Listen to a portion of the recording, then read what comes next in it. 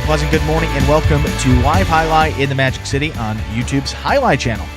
I'm Andrew Bleckman and I am here with Stu Nyman.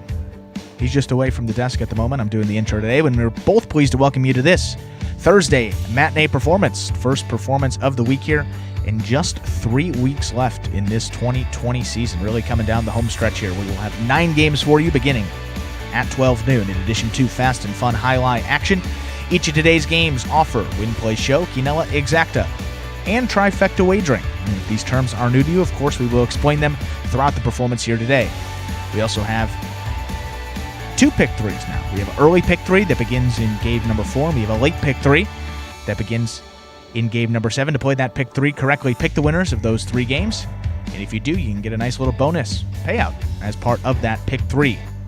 We also have the high-paying High 5 jackpot that begins before the start of Game 3 with its $2,000 guarantee in each and every performance. To get that $2,000, not only do you have to get all 5 winners of Games 3 through 7 correct, but you also have to be the only ticket to do so. If there are multiple winners or nobody gets all 5, it'll carry over and that jackpot will keep going until someone gets all 5 and is the only person to do so. And of course, we have that all-new Mighty Ocho as well. Not really all new anymore. We're almost at the end of the season. But still, the Mighty Ocho jackpot begins in game number 1. $3,000 guarantee in that Mighty Ocho. A little more complicated. You got to get all 8 winners correct, and you still have to be the only ticket to do so there. Online wagering, if you'd like to do so, is available today at watchandwager.com, or if you're in the state of Connecticut, mywinners.com. Of course, placing bets is not necessary to enjoy all that we have in store for you today. We do not have any scratches in today's performance. It's good news, getting the week started off on the right foot. And of course, we still recognize that many of you are still sheltering in place, still at home, safer at home, or wherever you may be. We hope that you are safe, healthy, and just glad that we're able to bring you Jai-Alai as sports entertainment here this afternoon from a rainy South Florida. So sit back, relax, because at 12 noon, it is time to play Jai-Alai. Now, I don't really know what to do from here, because usually you're the one simple. that calls me. I just want you to know that you have passed your test. That's what this was. That was a test. That's what this was. In order for you to get the job, which you've been on an extended tryout now for the last 8 months, I believe it's something like that. We listened to how you announce, and there's Tennessee holding a... So you have to be prepared for stuff like this. And what that is Magic City and Tennessee, of course, wishing Miss Betty Johnson a very happy and healthy birthday. Happy birthday, Mom. And what she did in terms of raising Daryl, I have no idea. But he is by far and away, year 3 in, still the nicest guy on the roster. Absolutely. He's the moral conscience of this program, and he's one of the reasons why you got the job. Yep. Because we were sitting back and saying, I don't know about this, Andrew. I don't know if this is going to work. I don't know if this is his field. I don't, that's not just for our benefit. That's for your own benefit. No, absolutely. I remember what happened to me when I remember what happened to me when I was in my 20s and decided to do this for a living. Look how that turned out. So, actually, just kidding. Magic City is awesome in that regard, but everything before that in the highlight, So, yeah. So it was for our own good, but Daryl said, no, we want Andrew to have the full-time job. So Tennessee was the guy. So you read this introduction. You did it successfully. Congratulations. You'll be invited back to do this again in 2021. I appreciate that. I'm sure Scott and Lindsay and everyone else who runs the place will have all types of interesting surprises for us for 2021. But no, thank you very much. I didn't know that. That's a nice story. I'll have to I don't know. I got to get Tennessee something, and perhaps Mrs. Johnson as well. Happy birthday to you out there. Honorary team mom. The angel food? What is it, the pound? Well, look, I know she does angel food well, and if I'm not mistaken, I believe it's Mrs. Johnson's sister that does the amazing pound cake. But there's a competition between Betty Johnson and her sister as to who does the better pound cake. I'm willing to try both on a regular basis. To determine which one is the best. But of the pound cakes that I've had, Tennessee's mom and aunt do a phenomenal job. Yeah, absolutely. Well, sometimes we've seen the name in there, so if she's tuning in today, happy birthday again, Mrs. Johnson, and perhaps Tennessee, have a nice little day and get a couple wins for you here today. If you're into that sort of thing in the betting side of it, I know that people like to look for some trends. His mother's birthday is probably playing a little inspired today, so Tennessee may be the guy here on this Thursday matinee. And once again, there are no scratches in today's performance. No scratches. We are scratch-free. Everybody who's printed the program, we expect to play in the program. Yes, and we're on to week number 28 of this season, as we just said here, and we'll look at those single standings going into it. Of course, we still got Douglas there well out in front, first place in those single standings. He now has a 22-game advantage over Ron, who is comfortably still in second place, so looking like 1-2 Douglas, Ron pretty locked into those slots in the standings there, but third place still awfully interesting. You got Bueno there approaching 100 wins, the century mark there, so that could be something to look forward to here this week. You got El Barba just on his heels there, 2 wins behind. He is at 96 for the year, and then Ben, only 1 win for Ben last week, although he actually led the roster and in the money finishes, only 1 win for him, so it shows you that he's playing well, but just been struggling to close out those games, and kind of impacted his standings there. Flew back 13 games now between Bueno, who's in third, and Ben, who rounds out the top 5 there. But still, if he can rattle off a couple good weeks here to close it out, you never know what could happen here in the sport of highlight. And of course, we have that second doubles tournament underway, but we'll update you on that before we get into that action. That first game comes in game number 5. We got 3 minutes till we get into game number 1 here. And as we do before the first game of all of our performances, we have this video that will explain the scoring format for the first 8 games of this 9-game performance. And that, of course, is Spectacular 7 scoring. Take a look. Spectacular 7 singles games are played with 8 players. Each player wears a different color jersey numbered 1 through 8 on the front. These numbers are traditionally referred to as post numbers. Post numbers are used to signify the order in which the athletes will play in a game. These numbers are also used for betting purposes. Don't be confused by the numbers on the back of our jerseys. Those are just for fun. Each game begins when the player in the post 1 red jersey serves to the player in the post 2 blue jersey. The served ball must land between the 4 and 7 lines marked on the court's side wall. If the ball lands between those lines, the serve is good and play continues until one of those 2 players wins that matchup. The player who loses the matchup exits the court and waits for his next turn at the end of the rotation. It's important to note that every game has 2 rounds. The first 7 matchups in a game make up round 1. Each matchup in round 1 is worth 1 point. Round 2 refers to all matchups that take place after the 7th and final matchup of round 1. The number of matchups in round 2 varies from game to game. And in round 2, each matchup is worth 2 points. The first player to earn 7 points wins the game. And we're back here now, just 2 minutes away from the start of game number 1 here. You have a couple more minutes to get those wagers in for the Mighty Ocho. And of course, less than a minute till those lineups for Fantasy Highlight week number 28 get locked there. So you have just under a minute till those are going to be locked for the week. Get those picks in. We'll hold it perhaps a couple of seconds there if people are scrambling to get those in, but emails were sent out on Monday. Everything was updated. Sent out a couple of reminder emails here this week, but of course, every Monday, definitely by 9 p.m. Eastern time, Fantasy Highlight is updated each and every week, so even if you don't see an email, you can go check there and everything will be up to date. Send out an email when it is done so as well. For less than a minute till game number 1 here.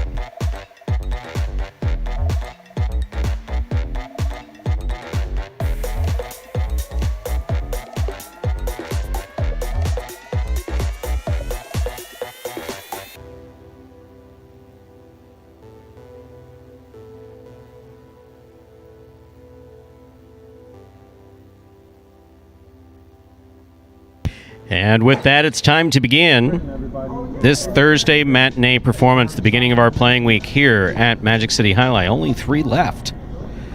Game 1 is a spectacular 7 singles match. It's played to 7 points. Points will double after the first round of play. Serving first in the red shirt of post 1, start things off, we have number 37, Tennessee. In this first matchup, Tennessee serves to Bueno wearing the blue of post 2.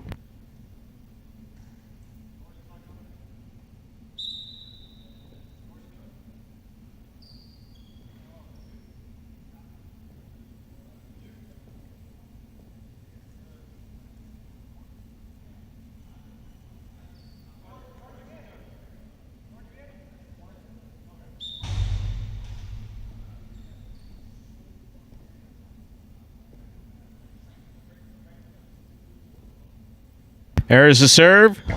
We begun.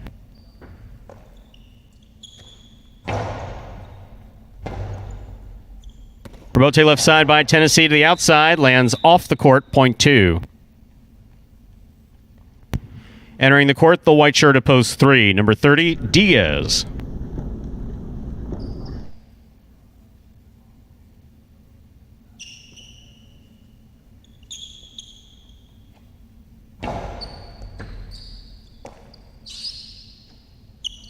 Strong forehand throw by Diaz, tipped by Bueno back at the 10 line. Point goes to the 3.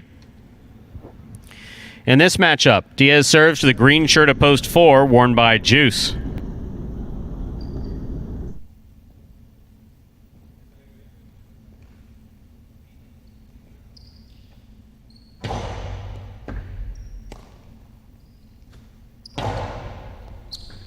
Scoop attempt missed by Diaz on the left side, point 4.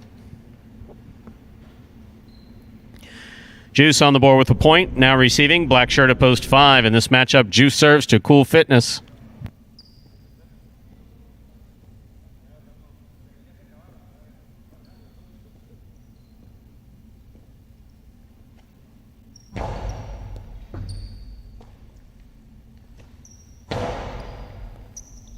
One-handed grab by Juice, missed, point 5.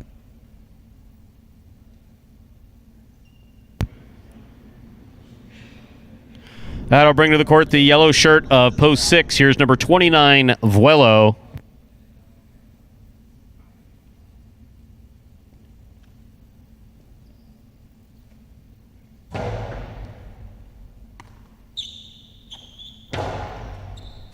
Catch by Cool Fitness. Powerful backhand by Vuelo. Rebote by Cool Fitness. Rebote hooked off the court, now to play, point 5.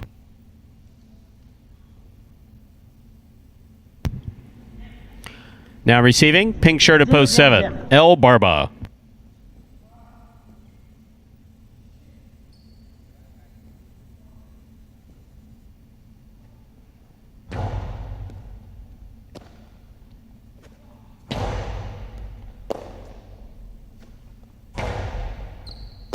Catch by El Barba. Ball gets by Cool Fitness and scores, point 7. Here now to complete the first round and receive, wearing the purple shirt at post 8, number 18, CRB.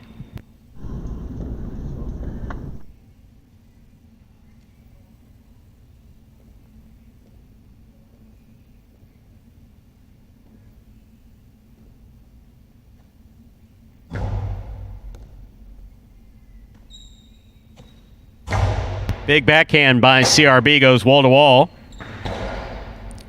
Catch by CRB at the 8 line.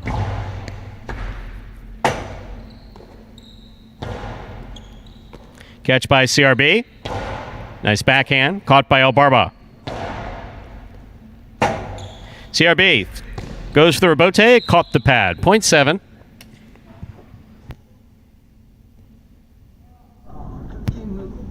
Down harder.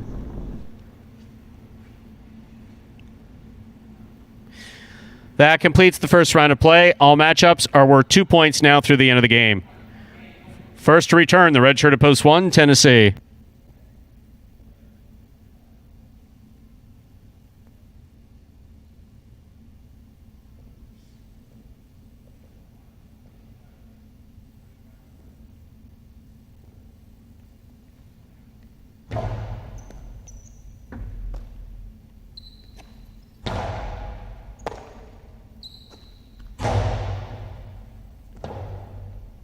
Rebote forehand by Tennessee. Catch by El Barba.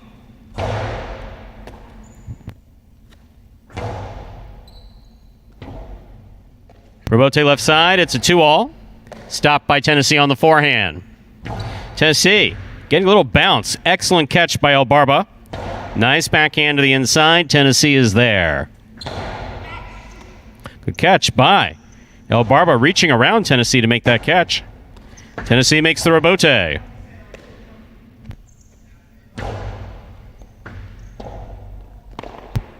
Point 7.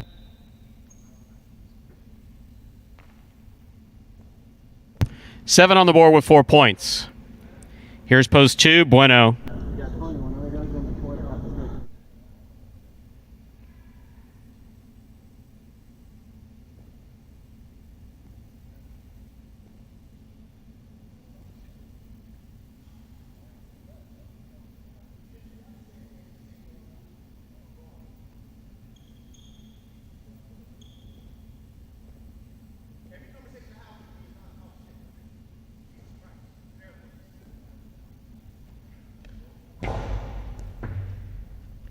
Bueno moves up, makes the catch. Hard backhand, caught by El Barba. El Barba let that go, hit the overhead screen. Out of play, point 2. Play continues. 2 on the board with 3 points, serving to the 3 post. Returning to the court is Diaz.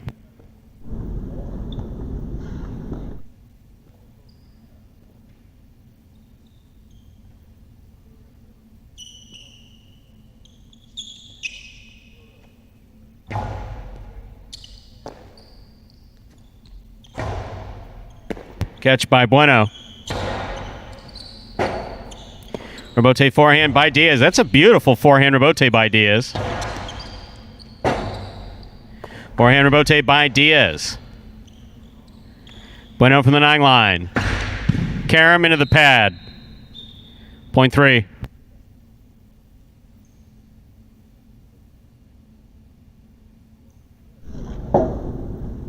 Diaz on the board with 3 points, serving to post 4.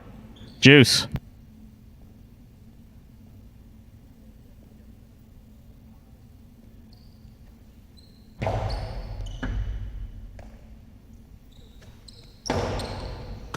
Good catch by Diaz. 2-all by Diaz. Will score. Beautifully executed. Point 3. That gives Diaz a possible game point here in our first game. Trying to stop him. Post 6. Vuelo.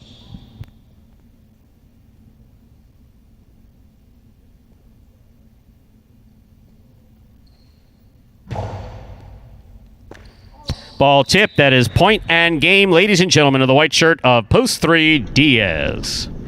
No playoff here. 3 wins at 7 places, 2 shows. 3-7-2 is the official order of finish for game 1. Unofficial order of finish, rather.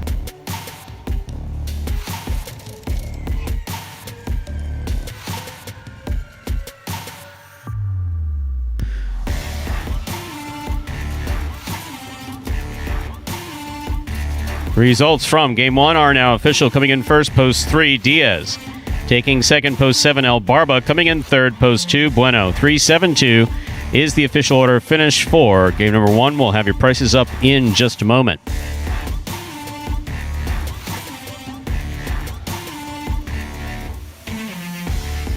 Overall, Diaz there cracking just a really well executed 2-all there against Juice.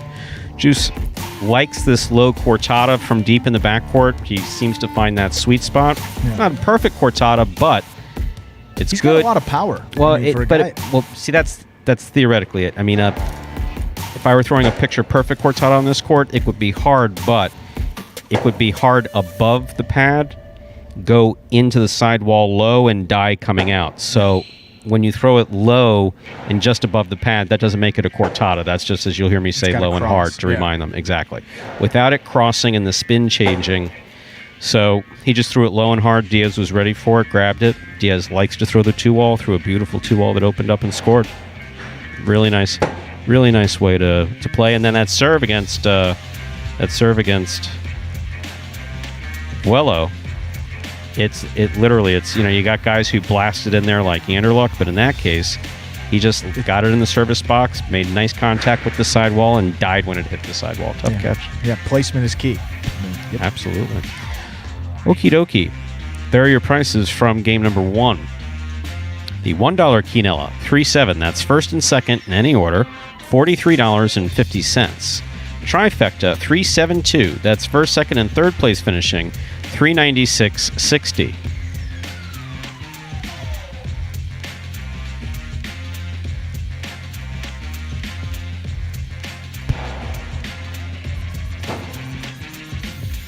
First number for today's Mighty Ocho, the number 3.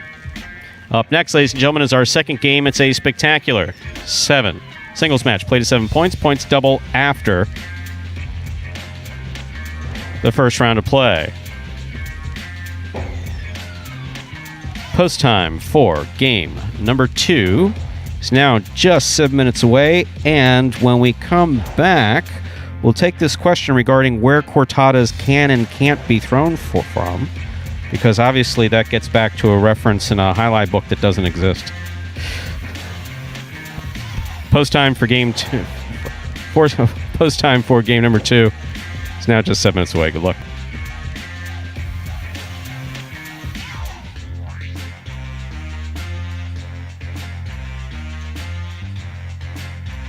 And to get you all up to the start of game number 2 here, we have a couple minutes, 6 minutes to be exact. We got this video for those new fans that are perhaps joining us for the first time that explains in simpler terms how Jai-Alai is played. The main rule of Jai-Alai is simple. Players must catch and return the ball in one fluid motion. Sounds easy enough, right? So how do you win? You can win a matchup simply if your opponent overserves, underserves, or serves the ball out of bounds. On the flip side, your opponent wins the matchup if the serve is so good that you fail to catch and return the ball to the front wall. If your opponent fails to catch the ball before it bounces twice on the ground, or if your opponent's cesta makes contact with the ball but doesn't catch it, then in both of those cases, you win the matchup. You can also win a matchup if the ball bounces around in your opponent's cesta during an attempted catch. This is called juggling, and it's illegal in Jai-Alai. Another way to win a matchup is if your opponent throws the ball and it lands out of bounds on its return from the wall. The overall game strategy for a Jai-Alai player is to make it difficult for an opponent to reach the ball in time or to execute a rebuttal play.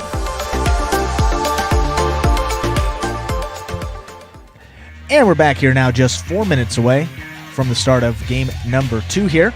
And Stu, we're getting back to the cortada. Yes, let's talk about a cortada. Please.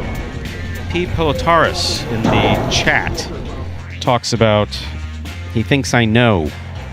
Now, yes, cortadas in singles, as a rule, especially from further in the back, don't really see a lot of them. You really don't. And again, we're talking about, traditional Jai-Alai.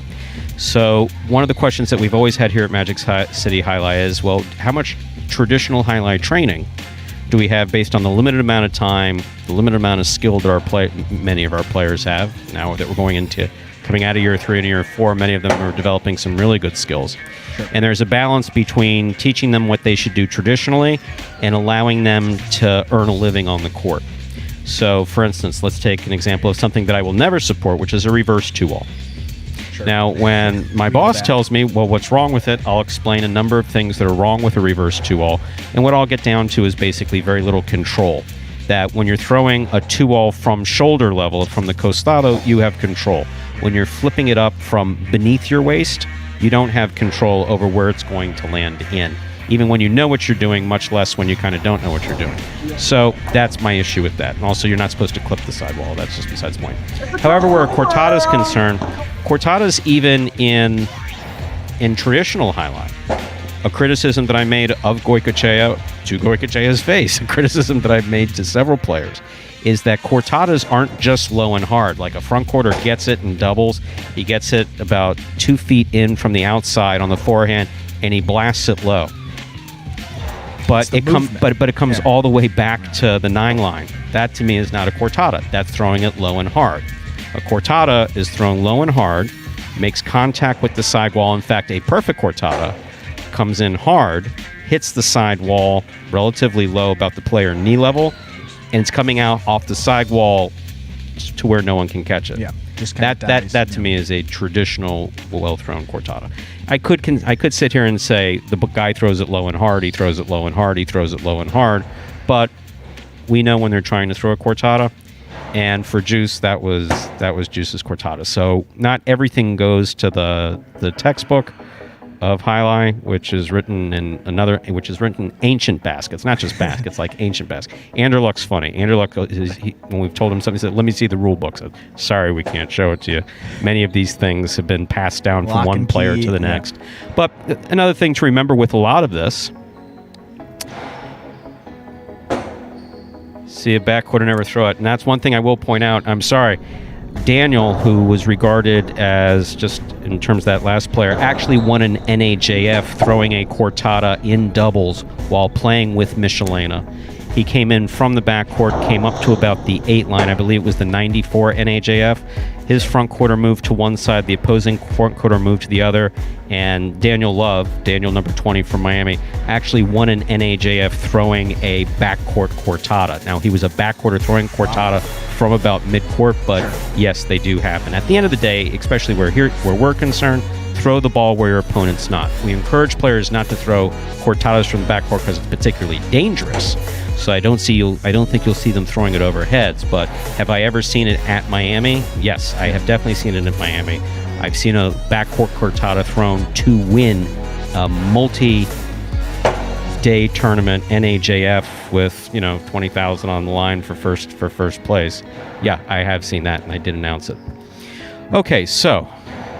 And at any level, just to add to that, I mean, power can only take you so far. If you're not crossing that side wall, you get 3 years, 4 years, 5 years down the line, guys are going to be catching much better on the left side, right side, and, it's not going to be that tough of a shot just throwing it low and hard, not crossing that side wall. So very interesting. We got game 2 coming up right now. The details of Jai-Alai. This is game 2, a spectacular 7 singles match, played at 7 points. Points double after the first round of play. Serving red shirt at post 1, Vuelo. Receiving blue post 2, Ben.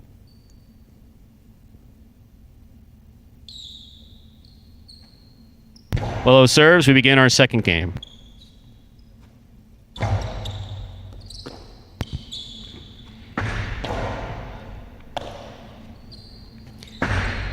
Long carom by Ben, scores point 2.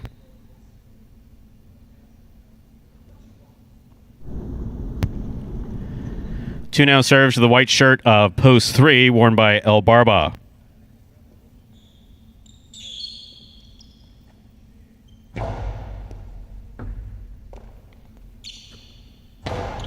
Backhand to the inside, scooped up by Ben. Strong backhand by Ben. Rebote by El Barba.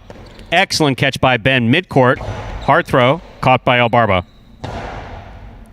Ben, fine catch at the 9 line. Rebote forehand, hooked into the side wall, point 2.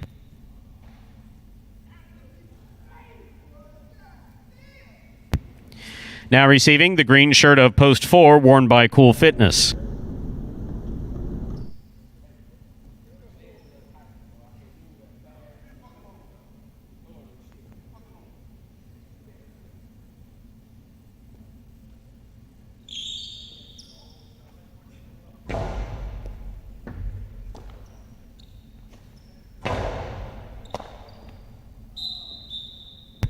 Point 4.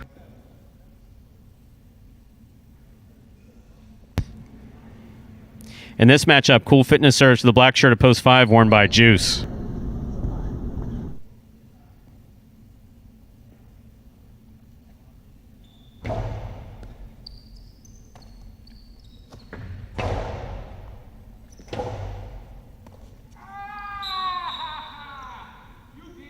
Point 5. Yes, you did, Cool Fitness. You did. We'll try it again. On the court, ready to receive. Yellow shirt at post 6, CRB.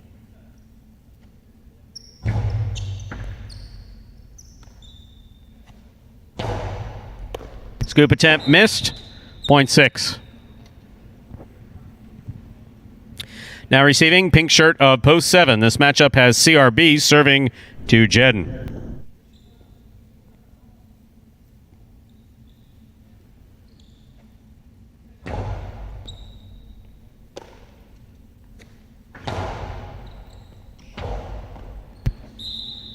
Ran back to scoop it. Not a particularly good strategy. This point goes to the 7. Here now to complete the first round receive. Purple shirt of post 8, Diaz. Point 7. That completes the first round of play. All matchups are worth 2 points now through the end of the game. First to return, post 1, Vuelo.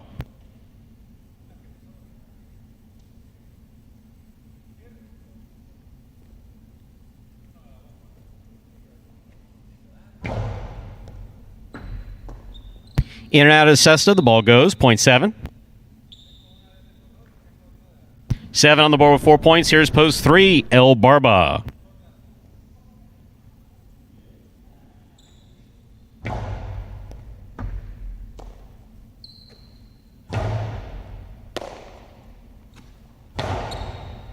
Catch by El Barba.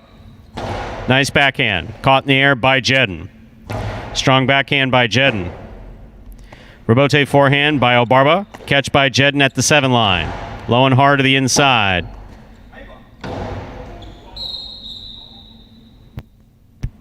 That Rabote hooked off the court. 0.7. Possible game point for Jedden in post 7.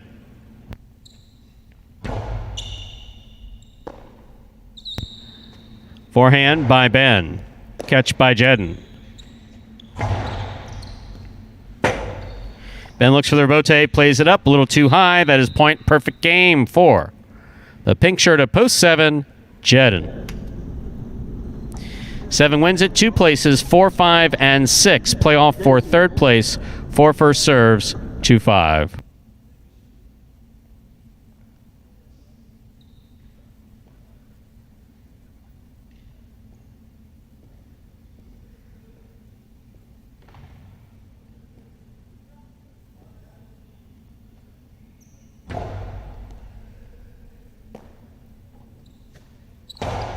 Low and hard throw by Juice.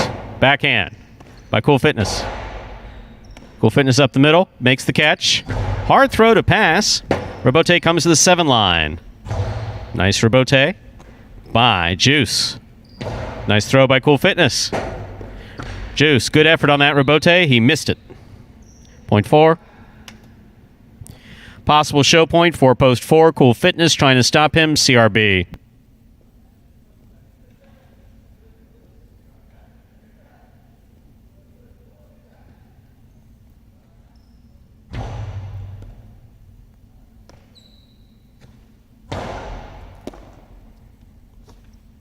Strong backhand. Rabote save. A little too low. Point and a third place finish for post 4 Cool Fitness. Unofficial order finish. 25. I got 25. 7-2-4. And Cool Fitness very excited about that $25 that comes along with coming in third place. Good for him. I wouldn't blame him. Me either. I'd be happy if I successfully announced a game and I got between $25 and $100. Hint, hint. Couple years. Right. Yeah. Let me hold my breath. Results are official. Coming in first, post 7, Jedden. He had a perfect game. Taking second, post 2, Ben. Coming in third, post 4, Cool Fitness, who walked out the cage saying, I won $25. I won $25. Second game, Quinella, 2-7. First and second, any order, $15.60. Trifecta, 7-2-4. That's first, second, and third place finishing, $507.80.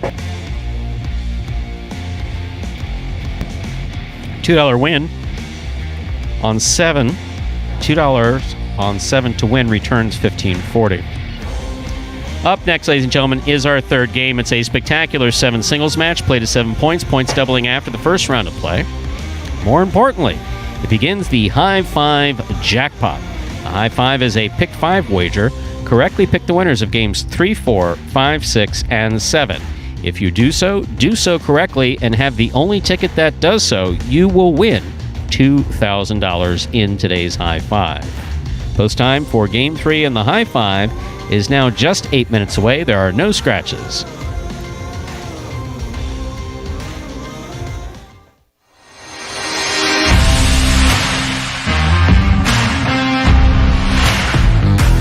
Congratulations to this week's Fantasy Jai-Alai winners, LV Mexico BJ and Jai-Alai Fan 22. These two teams secured the victory with a total of 165 points with the roster of singles players Douglas, Ben, and Jedden, and doubles pairing Bradley and Jedden. This was a very impressively drafted team composed of the top 3 fantasy scorers in singles action. For starters, Douglas rebounded from one of his lowest scoring outputs of the season last week with a Golden Cesta-worthy performance here in Week 27. The Wonder Boy compiled a roster-leading mark of 9 victories to go along with 2 places, 3 shows, and 1 quad point for a total of 58 fantasy points. As the only $10 value and most expensive selection available, Douglas proved to be well worth that hefty price tag once again as he scored at least 13 points more than any other Pelotari on the roster. Jedden, too, was certainly the difference maker, collecting 5 wins to go along with 2 places and 7 shows for an impressive total of 45 fantasy points. his most since week 21. At a $4 price tag, the Super Bowl champ surprised lots of people with his standout performance, outscoring 10 equally or higher priced players, including Ron at $9 and El Barba at $7. And narrowly behind Jedin in the fantasy department for week 27 was the $5 player, Ben. The former Kane played inspired highlight from the first whistle as he led the roster with 16 in the money finishes. However, he found the win column just one time. Nonetheless, Ben did some significant damage in the place and show columns that added up to a total of 43 fantasy points. At a $5 price tag, Ben finished as the third highest fantasy scorer for the week and even outscored 6 equally or higher priced Pelotaris, including Bueno and Ikeda at $6. And if the single selections weren't good enough, the 2 winning entries topped off their lineup with one of the cheapest doubles pairings whose value far exceeded their price tag, Bradley and Jedin. This duo of former University of Miami athletes struggled to get anything going last week, but flipped the script here in week 27 with an impressive stat line of 2 wins and 3 places for 19 crucial fantasy points. Bradley and Jedin ended with the second most in the money finishes, wins, and total points amongst all the pairings. Not half bad for a $2 pick. LV Mexico BJ and Highlight Fan 22 will each receive a Magic City Jai-Alai t-shirt plus a share of the $150 cash prize for great picking in week 27. It's important to note that cash prizes will remain unlocked for the duration of the season as long as there are 150 or more active teams in the league. It's as easy as 1, 2, 3. Just sign up for free at fantasyhighlight.com, pick your players, and watch your progress on the Highlight Channel. The more people who play, the more money to be won, so please help us spread the word, and remember, every week is a brand new chance to update your team and win. You can find more details regarding the Fantasy League on the Instagram page at Highlight Channel or at fantasyhighlight.com. And congratulations again to those 2 Fantasy Highlight winners from last week. $75 each and a Magic City Highlight t-shirt will be coming your way. And people were asking about those prizes. All that were through, I believe it was week 25, 26, and 27. All of that should be coming out here this week. So people were posting about that, asking about those prizes. Everything is on the way. Do not worry. You'll be getting your stuff there very shortly. Takes us now to just under 4 minutes so we get into game number 3. Game 3, of course, begins that high 5. Gave out a lot of money last weekend with that high 5. It was hit for 2,000, then it was force out day, so a lot went out here. We had a little bit in that carryover, I believe, headed into today. Won't take it up over $2,000, but if you get all 5 winners right, and you're the only ticket to do so, that's in it for you each and every performance.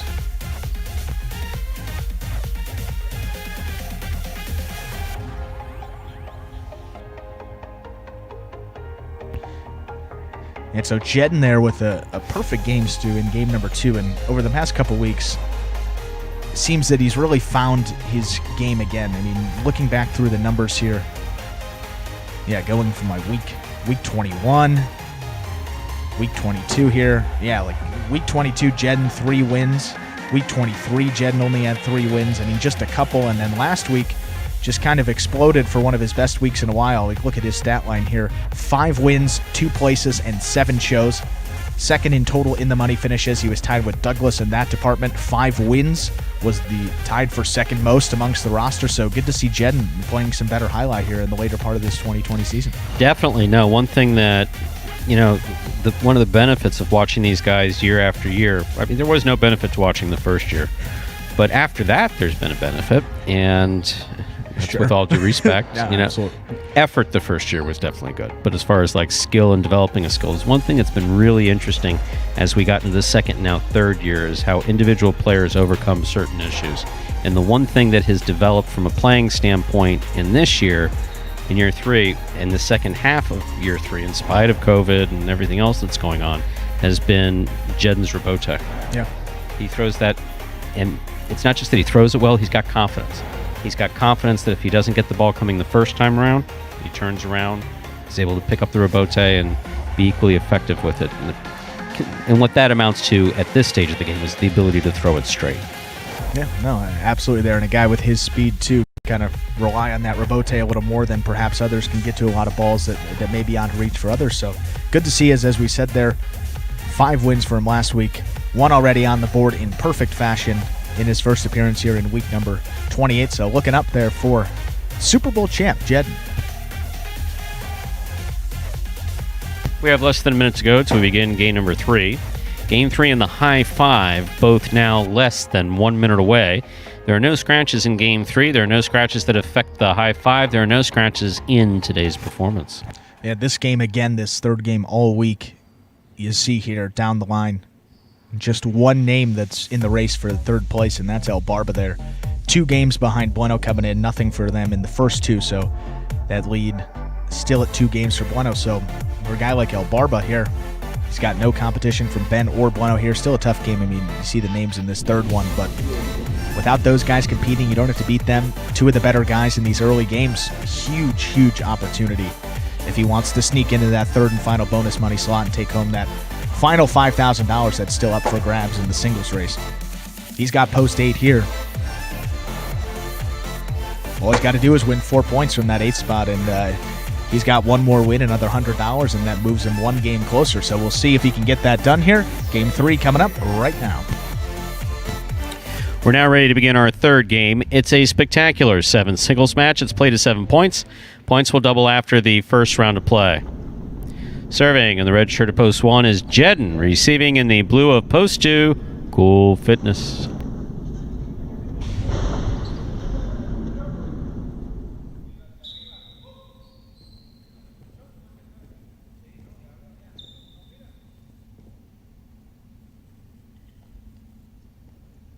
Jedden serves. Our third game is now underway. Powerful backhand by Cool Fitness. Robote fired to the inside by Jedden. We were just talking about that. Excellent throw there by Jedden. Point 1. 1 first up on the board in our third game. That'll bring to the court the white shirt of post 3, Ossier.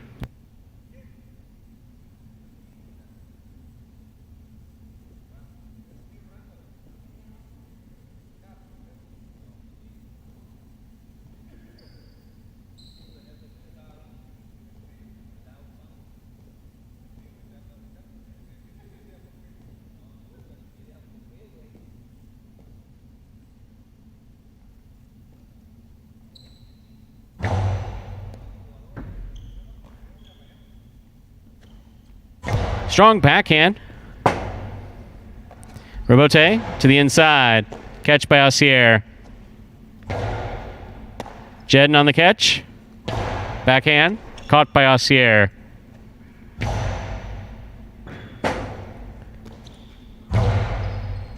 Beautiful Robote thrown by Jedden to score. Point 1.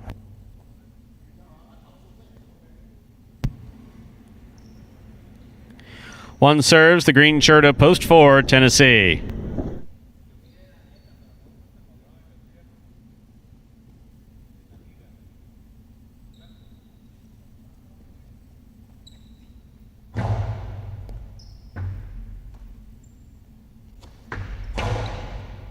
Catch by Jedden. Tennessee on the left side from the 9 line. Robote, fire to the inside. That's the type of one you want to get coming first go round. That was a nice Robote save by Tennessee. Point 1. One will now serve to the black shirt of post 5. Here's Juice.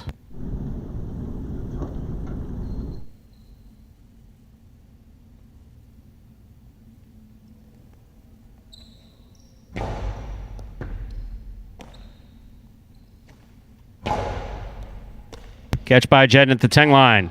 Then dropped. Point 5. In our next matchup, Juice will serve to the yellow shirt of post 6. Here's number 30, Diaz.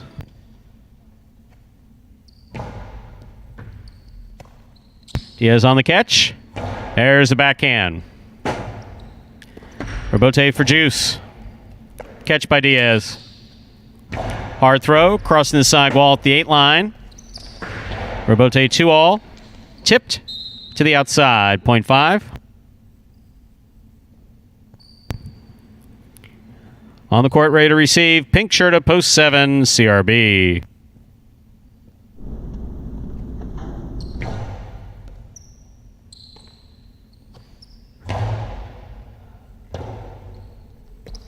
Rebote left side by Juice. Catch by CRB. Juice from the left side. Catch by CRB. Cortada. Long Cortada coming in just above the pad, crossing the side wall and dying. It scored. 0.7.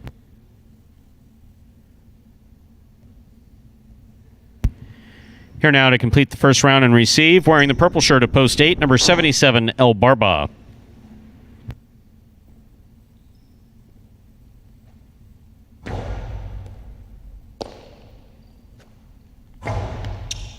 CRB moves up, makes the catch. Nice throw. Caught by El Barba. Rebote left side. It's a 2-wall. Opens up. El Barba's there. El Barba, 3-wall play. CRB read the rebote nicely. Went for the outside play. Went a little too far outside. This point goes to the 8.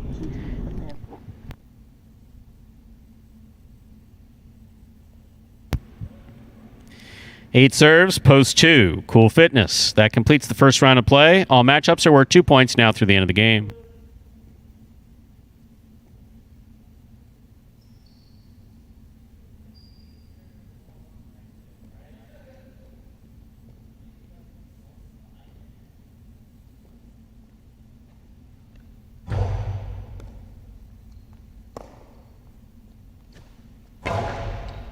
Catch by El Barba. Strong backhand, caught by Cool Fitness. El Barba, forehand. Cool Fitness moves up, catches it in the air, let the backhand get away from him, though. That was a nice catch. The throw, on the other hand, not so much. 0.8. No. Just saying it like it is. No offense. 8 on the board with 3 points. Here's post 3, Assier.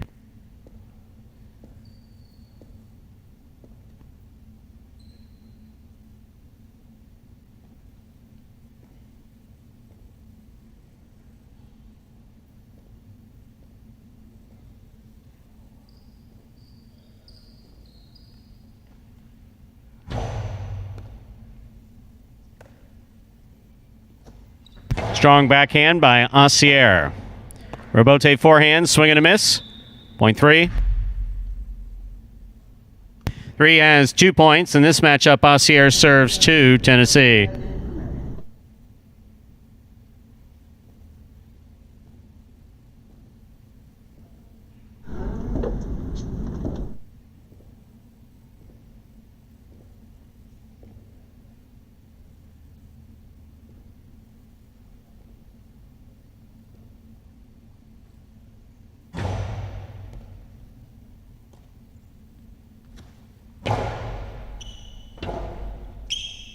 Backhand by Assier. Catch by Tennessee. Rebote by Assier. Lands out. 0.4. Back and ready to receive. Almost ready to receive. Post 1. Jedden.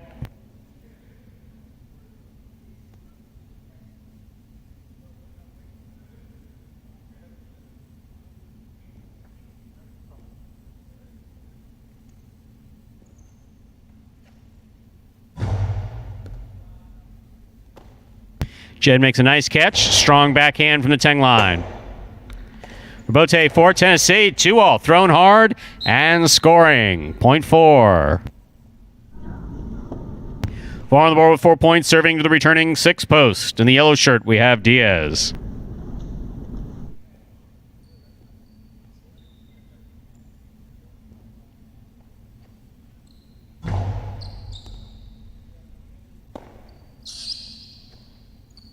Nice forehand throw by Diaz, caught by Tennessee. Rebote left side by Diaz.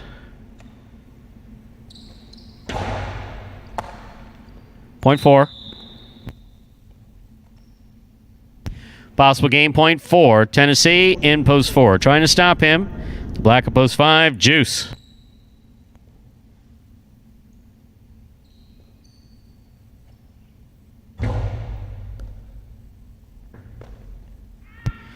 Point in game, post 4. Tennessee.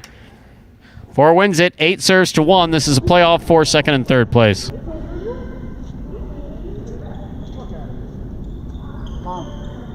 Happy birthday, Mom.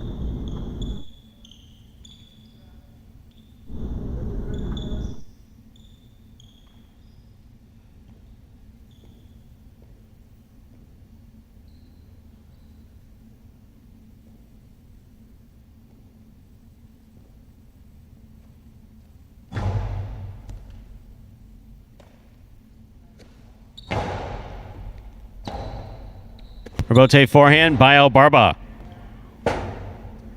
Rebote forehand by Jedden. Catch by El Barba. Swing and a miss on the rebote. Point and a second place finish for El Barba in post 8. 1 shows. Unofficial order finish 4-8-1.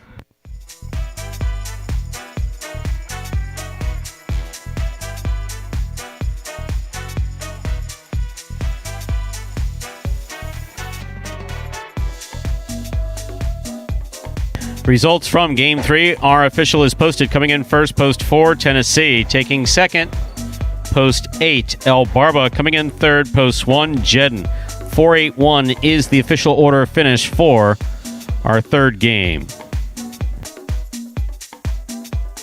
I'll have your prices up there in just a moment.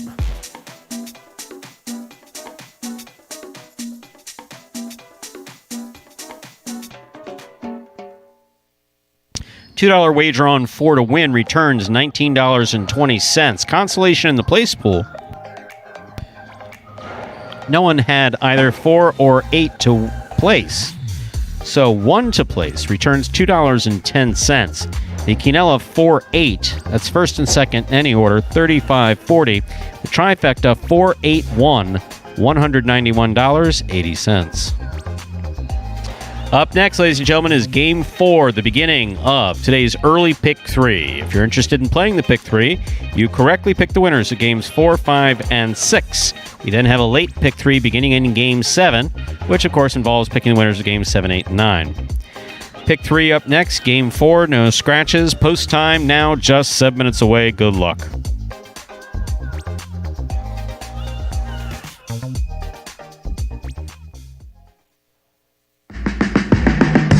Remind me of Hustle City, man. Everybody got more than one gig. One stop, boy, $20. I'm not your neighborhood Uber driver. I do luxury. And then I have another job. I play highlight. I have this crazy idea. Do you think we could send something out to all the ex-athletes for the last 20 years and say, we're looking to hire and train highlight players? When I first got the email, I thought it was pranking me. I need some clarity on this. I went on YouTube and I Googled highlight. I was like, Jai-Alai. They paying us, man, and we can win big money. Let me see what this is all about. That's what you gotta do. Get some money. The players taking the court are all athletes you may recognize. Baseball, football, track and field. Having the work, played Division I sport, and then I had a child on the way, so I dropped out. The crack era was tough. Sports in general was a way out of our environment. It's really game time now, man. Blood, sweat, and tears. We got the streets on fire. This is gonna be the first time that my kids will be able to sit in the audience and root for their father. Who wants it more? This is a sacrifice I think is going to pay off in the end. This is a dream for me. I gotta win. Can't get drama better than this. Highlight became the new hustle. Let's get ready to play. And folks, that was trailer there for the award-winning documentary Magic City Hustle, about the start of the highlight program here at Magic City now only a few years ago. And if you'd like to watch that for yourself, you can head over to MagicCityCasino.com. under the highlight tab there at the top of the page. The first button under that tab says Magic City Hustle. You can click on that. It will take you directly to the website, or another way you can do it, you can just type in MagicCityHustle.com directly into your browser, but it doesn't matter which avenue you take. It'll take you to that same main page where you can then make a purchase of that film for $5, and from there you can enjoy it as many times as you like. That takes us now to just under 4 minutes till we get into game number 4 here, which begins that early pick 3. Correctly pick the winners of games 4 through 6 for your chance to cash in on that early pick 3. And if you like it so much, we have another one that comes up beginning in game number 7 that encompasses those final 3 games of this performance. What'd you do during your days off? Not a whole lot. Resting up, Stu. It was pretty wet outside. Yeah, I mean, there wasn't much to do. B, still recovering from that. Do you have any flooding in your area? Not in my area. I know a little further north, up in the Boca area, Palm Beach County, there was more rain that we got down here in sort of Miami. Out west of the Turnpike, obviously that was all reclaimed by, that's reclaimed Everglades land, and every time we get one of these saturating storms, the Everglades likes to go, ha, ha, ha. You ever been out to the Everglades? Is it just casual? Have I taken a casual stroll in the Everglades? No. Have I been out to the Everglades? Bad question. Years ago, I used to be a shooting advocate. And here, when you're fortunate enough to grow up here in South Florida, you can go to indoor ranges, you can go to outdoor ranges, or you can do the crazy thing, which is to go out to the Everglades and shoot up refrigerators and cars. And when I was in my late teens, early 20s, I guess I thought that was fun back then. Yeah. So, but no hunting. Was on an airboat once, not a big fan. And then of course in school in Miami-Dade County Public Schools, I think like once or twice in elementary school, and then in junior high, and I don't think in senior high you take these field trips out to the Everglades. I'm sure those were riveting time. I know I told you I had to do a documentary for school one time. We had to go out there a bunch, probably like once a week, once every couple of weeks. So I spent a good amount of time out there my junior year. It's a nice place, but it just brought a random memory. So in undergrad, comparative psychology. So comparative psychology is basically comparing animals and humans. I mean, that's kind of a loose interpretation, but sure. Comparative psychology. Terms, we had keep it simple. We had to study. So I was there in Maryland, and so we were doing comparative analysis of something with osprey. And there's a big difference of going out to the Everglades in the summer and going out on the Chesapeake in the winter. That sucked. That was freezing. I could imagine. It's just as damp and way more cold, and it was like 7:30 in the morning, and I had no interest in osprey whatsoever. Yeah, the thing you got to look out for, I mean, gators out there. I remember for one of the shoots, it was early in the morning. We went out. I mean, there's a lot of bodies of water out by the Everglades. A lot of bodies floating in the water in the Everglades. That's a problem we've had in South Florida since like late 70s, early 80s. But yeah, bodies of water. I mean, I've never seen more alligators in my entire. There were probably 50. They just poked their head out right in the morning, early in the morning. That was one of the scariest sights of my life. As someone that fears. Did you bring them chicken? I did. So you kidding me? I walked back towards the car. It's like going to Miami Beach and attending a breakfast without bagels and lox. You don't go to the Everglades and don't bring chicken for the alligators. Let's say we begin game 4 before this conversation gets any worse. It's a spectacular 7 singles match. Play to 7 points double after the first round of play. El Barba serves in the red shirt at post 1. Jedden receives in the blue at post 2.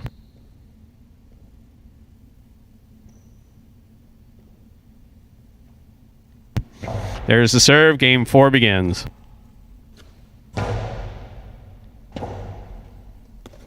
Rebote by El Barba. Catch by Jedden. Nice hard throw by Jedden to the inside. Forehand Rebote turned by El Barba at the 7 line. Rebote forehand. Jedden makes the save. El Barba winds up. The 2-all. Off the court. Point 2.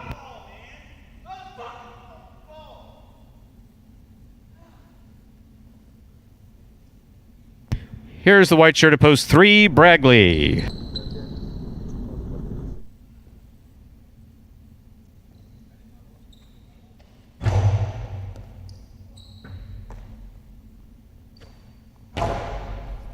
Catch by Jedden. Jedden did a really good job there. He moved up, caught the ball in the air. The backhand, though, hit the overhead screen, point 3. Green shirt to post 4 receives, Tennessee.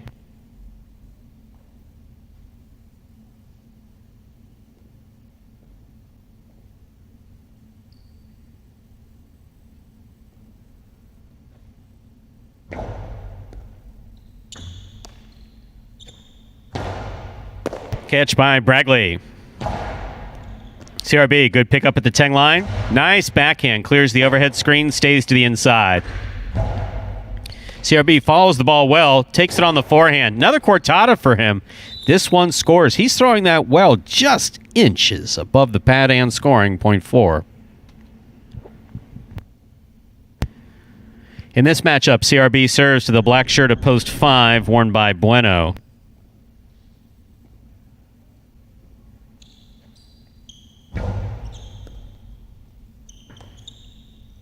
Big backhand by Bueno. Point 5.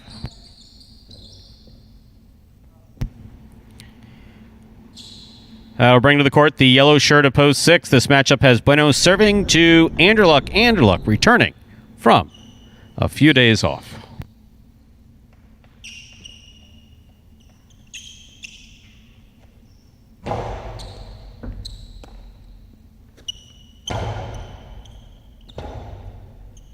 Forehand rebote by Bueno.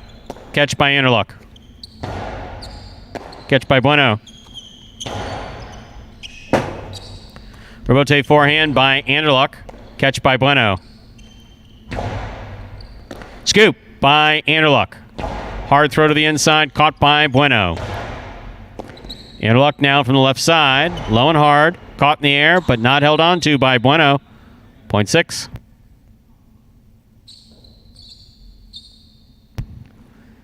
In our next matchup, Anderluck will serve to the pink shirt of post 7, worn by Ben.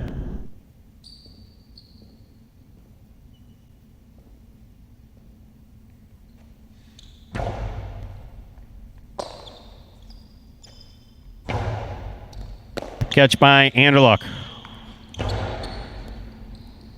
Picada by Anderluck, brought down by Ben, and a great catch. Good catch by Anderluck. Catch by Ben at the 10 line. Karam by Ben. Catch by Anderluck. Picada by Anderluck. Made contact with the side wall. Going to impede that bounce. Catch by Anderluck. Catch by Ben. Good catch by Anderluck at the 11 line.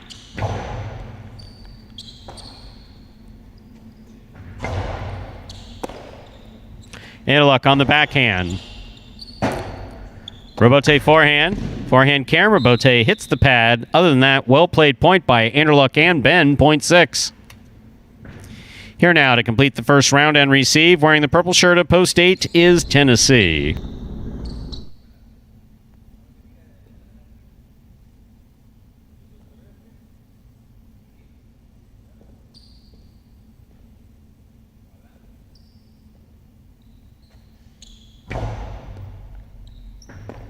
Ball tipped, point 6.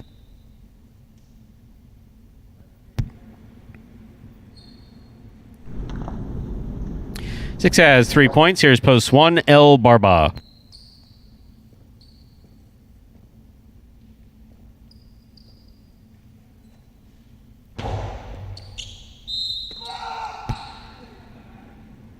Underserve, point 1. Here's post 2, Jed.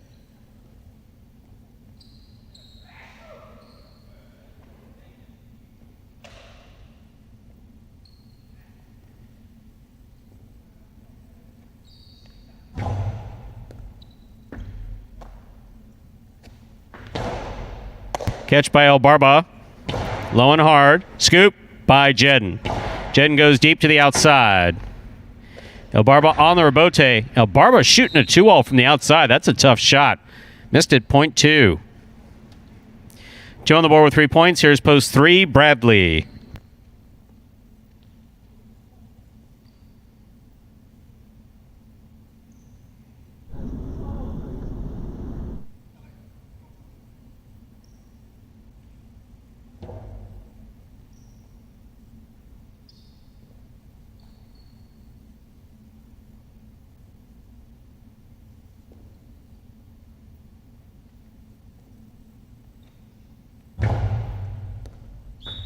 Over serve. The ball's got to land between the 4 and 7 line. This point goes to the 3. 3 on the board with 3 points, serving to post 4, CRB.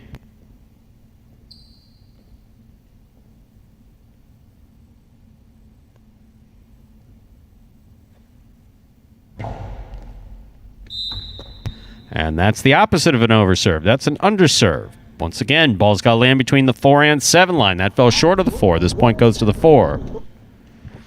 Here's the black shirt of post 5, Bueno.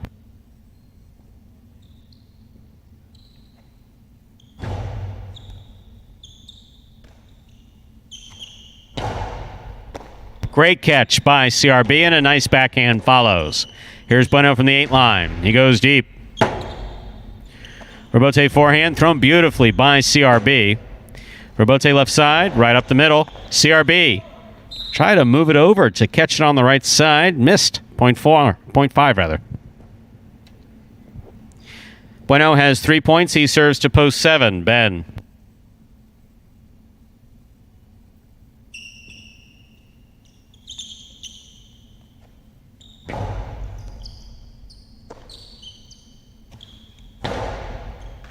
Ball tipped at the sidewall. 0.7.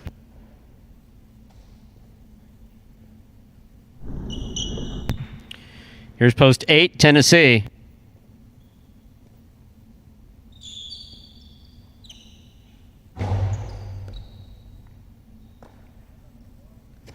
Powerful backhand by Tennessee. Ben, not going to look for Robote. Jumped right up to make that catch. Tennessee, strong backhand. Middle of the back wall. Robote left side by Ben. Tennessee moves up, could not make the catch. 0.7. Ben has 4 points. He serves the returning 6 post. In the yellow shirt, we have Anderluck.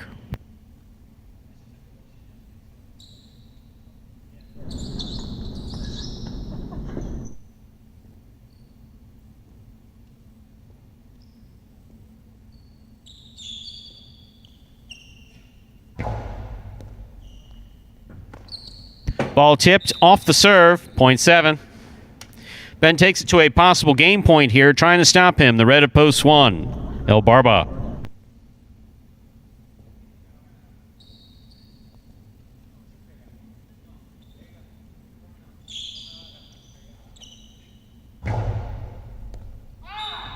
Over serve, 0.1. 1 on the board with 4 points. Here's post 2, Jedden.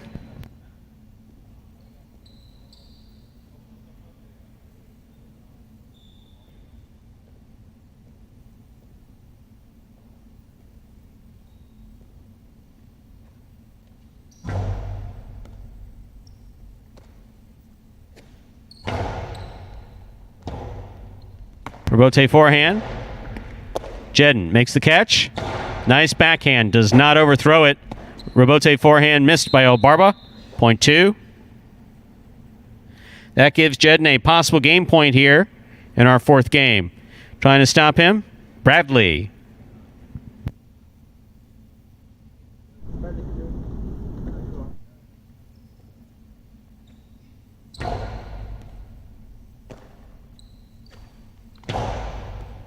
Catch by Jen at the 9 line. Picata, brought down by Bradley on the forehand. Hard throw to the inside, picked up in a nice catch by Jedden. Scoop by Bradley. Catch by Jedden. Strong backhand by Jedden. Robote comes to the outside. Bradley showing fantastic control. I mean tremendous control to make that 2-all and score. That was terrific. Great play by Bradley, 0.3. Possible game point for the white shirt of post 3, Bradley. Trying to stop him, the green of post 4, CRB.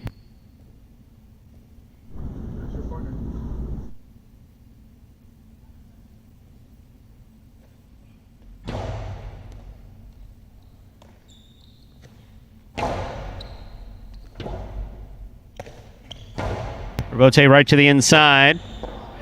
Beautifully played, will score. Point and game, white shirt of post 3, Bradley. No playoff here. 7 places, 2 shows. 3-7-2, unofficial order of finish for Game 4.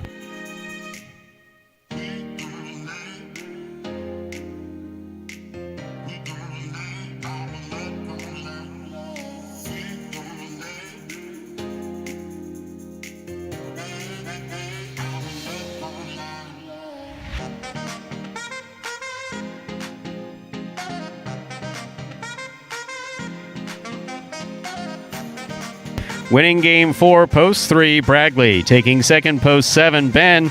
Coming in third, Post 2, Jedden. 3-7-2 is the official result for Game 4. And there are your prices. $2 quinella, 3-7, $53.20. Trifecta, 3-7-2, $450.40. A $2 wager on 3 to win returns $10.40.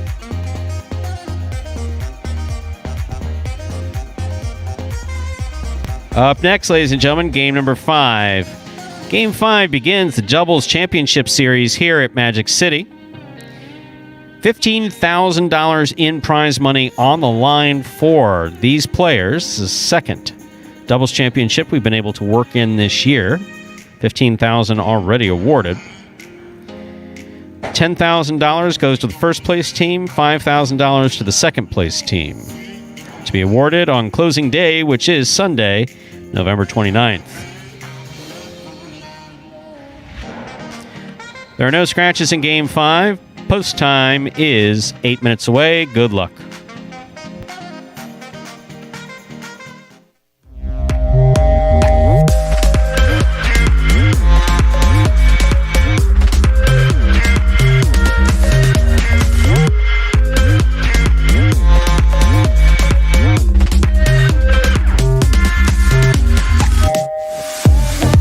Welcome to another episode of the Magic City Jai-Alai Rebote Recap. This past week, we saw Douglas seal the deal on his number 1 ranking with his collection of 9 singles wins. Number 13 now has 165 wins for the year, putting him 22 games ahead of the player in second place with just 3 weeks remaining in the 2020 season. And comfortably sitting in that second place is Ron. Even after a pretty lackluster showing in week 27, number 12 racked up only 3 wins to go along with 4 places and 1 show, which is his least amount of wins in a week since week 21.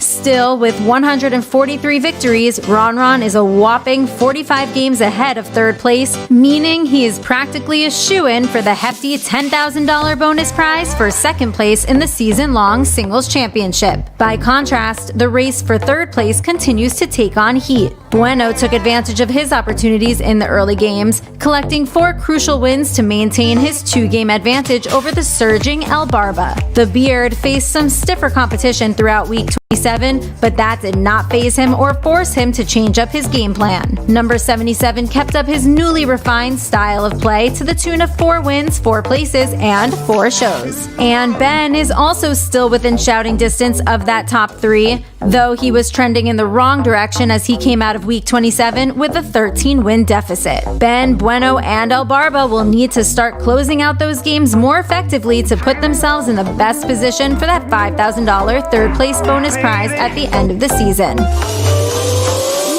This week's Golden Cesta goes to number 13, Douglas. The Wonder Boy dominated his late-game competition throughout the week, showcasing his lethal arsenal of Jai-Alai skills that had opponents shaking their heads and walking back to the bench. Douglas earned 9 wins in week 27, which is actually his lowest Golden Cesta win total for the 2020 season. Be that as it may, Douglas's stats are pretty impressive. His 2020 win percentage is just under 37%, with an in-the-money percentage of just under 67%. Plus, his current total of 165 wins for the season gives him a 22-game advantage over his closest singles competitor. Congratulations to Douglas on earning his 8th Golden Cesta and for getting 1 step closer to clinching his 2nd consecutive singles championship title. We're past the halfway point of the 2nd doubles tournament, and we finally have a team starting to separate themselves from the pack. The team of Asir and Douglas had a dominant 5-win week, giving them the lead and the highest in the money percentage. Asir and Douglas now have 12 wins for this tournament and a 5-game advantage over the second-place team of Juice and Ron Ron. After their promising performance in week 26, Juice and Ron Ron just weren't able to recapture the same magic in week 27. Still, they did manage to snag 1 win, giving them a total of 7 wins for the tournament. Right behind them is the team of Carballo and Diaz. This duo played their best doubles highlight since the first week of the doubles tournament, showing improved communication, which ultimately helped them secure 2 crucial victories. Although they have the 3rd lowest in the money percentage as a team at just over 30%, Carballo and Diaz are putting up numbers where it counts and still have a realistic shot at a doubles bonus prize at the end of the season. The former Canes, Bradley and Jedin, seem to hit their stride, collecting 2 wins of their own to go along with 3 places to secure 4th place. And in a 3-way tie for 5th place is El Barba and Kubala, Bueno and Tennessee, and Cool Fitness and Ikeda, all with 4 wins each. Shout out to this week's fantasy winners, LV Mexico BJ and Jai-Alai Fan 22. These winning teams will each receive a Magic City Jai-Alai t-shirt in addition to a share of the $150 cash prize for their stellar performances in week 27. Watch our weekly fantasy review on our Instagram page at Jai-Alai Channel for more details on the winning week 27 lineup. Every week is a new chance to earn points for your fantasy team, so you can always come back to your team or join the league at any time. And remember, the cash prize of $150 sponsored by Magic City Jai-Alai will remain unlocked as long as there are 150 active league members. But that's not all. If we surpass 200 active members, Magic City has agreed to increase the prize money to $200, and it will remain unlocked at that value. Visit fantasyhighlight.com to join the league for free, draft your own fantasy team, and start winning. This week's Rebote play goes to number 4, Bradley. The former high hurdler from UM has definitely had an unsteady 2020 season. Bradley has been plagued by injuries this season, which have prevented him from competing on a consistent basis. But when he is on the court, you can see his true potential on display in the way he defeats his competition with unparalleled power and breathtaking athleticism. In this particular play, Ikeda powered a left side rebote back over Bradley's head that looked like it was going to score off the back wall. Number 4 stayed patient, kept tracking the ball, and then executed a seemingly effortless diving one-handed rebote save to keep the point alive. Have a look as Bradley lifts off in this Rebote Play of the Week. Catch by Bradley. Hard throw by Bradley. Rebote coming out. Rebote left side by Ikeda. Bradley makes the diving save.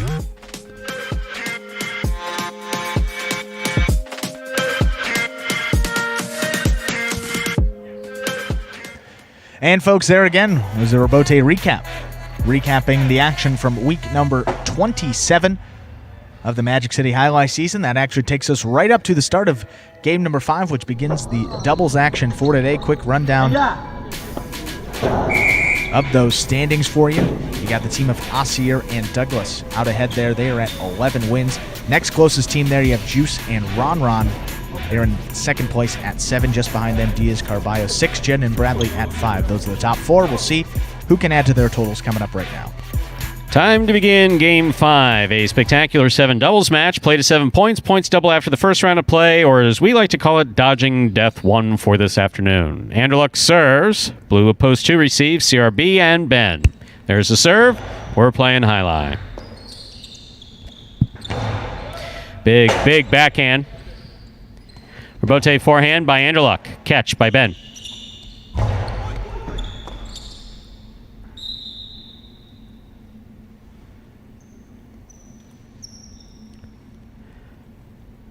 Point 2. Here's the white shirts opposed 3. Juice and Ron Ron.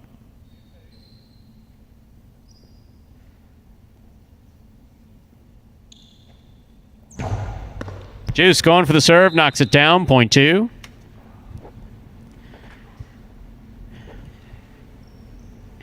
Our next matchup has 2 serving to the green shirts of post 4. Osceola receives in the front court. Douglas receives in the back.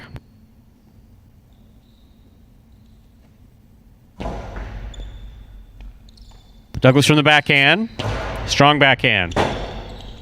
Robote left side is a 2-all. It's out of play. Point 4. Entering the court, the black shirts of post 5. The team of Diaz and Carballo.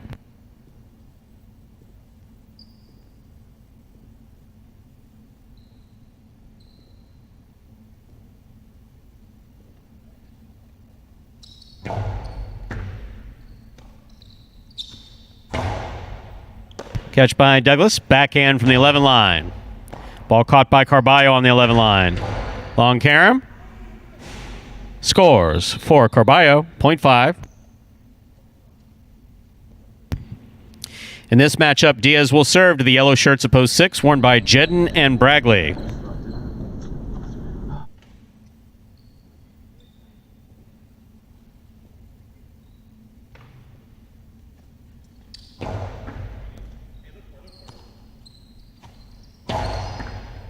Catch by Carballo. Strong backhand. Caught in the air by Bragley and a great catch at the 13 line. Here's Carballo at the 9 line. Wow. Wow-wee. Wow. Even the ball's too scared to come down. That's why we call it dodging death. Only taking it. Yeah, we'll send another ball out there and hopefully no one will hit anybody. And everything will be fine and wonderful. 0.6. 6 is serving to the pink shirts of post 7. Bueno in Tennessee.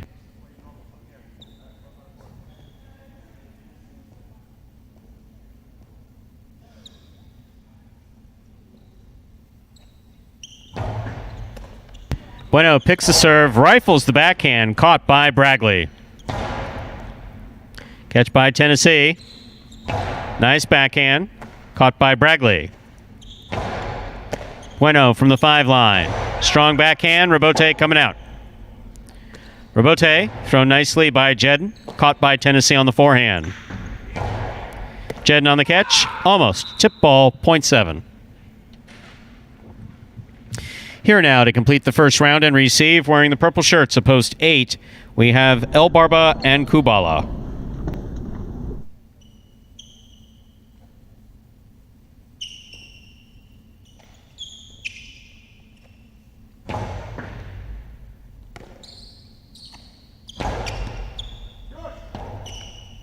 Robote saved by Bueno, caught by El Barba. El Barba saw the inside wide open, threw it there, it scores. Very nice by El Barba, 0.8. That completes the first round of play. All matchups are worth 2 points now through the end of the game. First to return, post 1, the red shirts, Anderluck and Vuelo.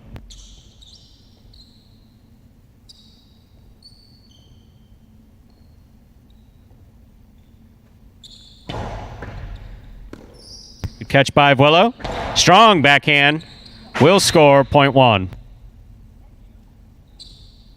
1 on the board with 2 points. In this matchup, Anderluck serves to post 3, the white shirts, Juice and Ron.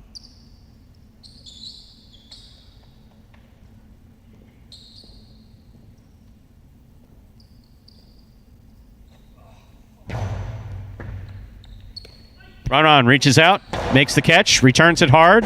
Anderluck missed it on the forehand. 0.3.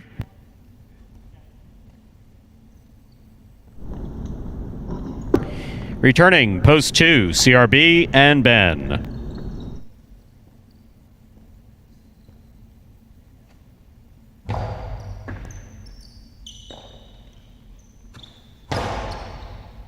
Good catch by Ron. Robote forehand, hook to the pad, 0.3. 3 on the board with 4 points, serving to the 4 post. In the green shirts, Osceola and Douglas return.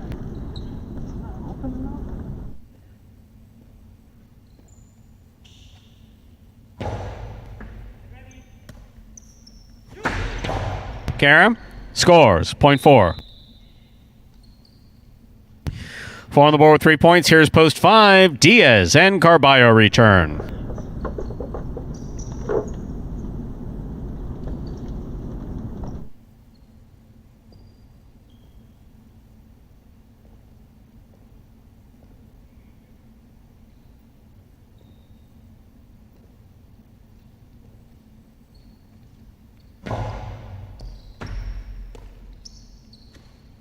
Backhand by Carballo, catch by Douglas. Good catch by Carballo on the forehand. Picada, stopped by Douglas. Outside placement by Douglas does not go to the outside. Middle of the court placement. Carballo, long catch, and it scores. 0.5. 5 on the board with 3 points. Here's post 6, Jedden and Bragley.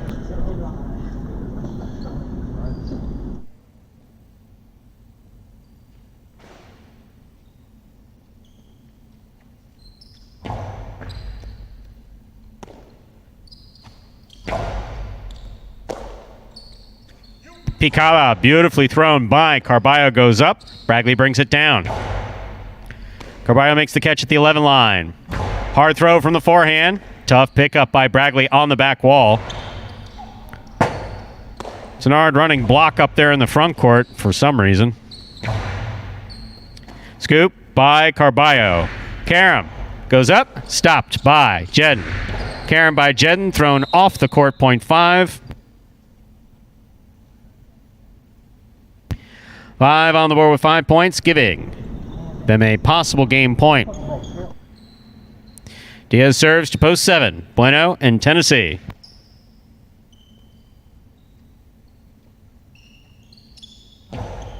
Good serve by Diaz. Good catch by Carballo. Carballo comes over the top. Bueno with a tip ball. That is point and game to the black shirts of post 5. Diaz and Carballo. 5 wins it, 3 places, 4 shows. Unofficial order finish 5-3-4.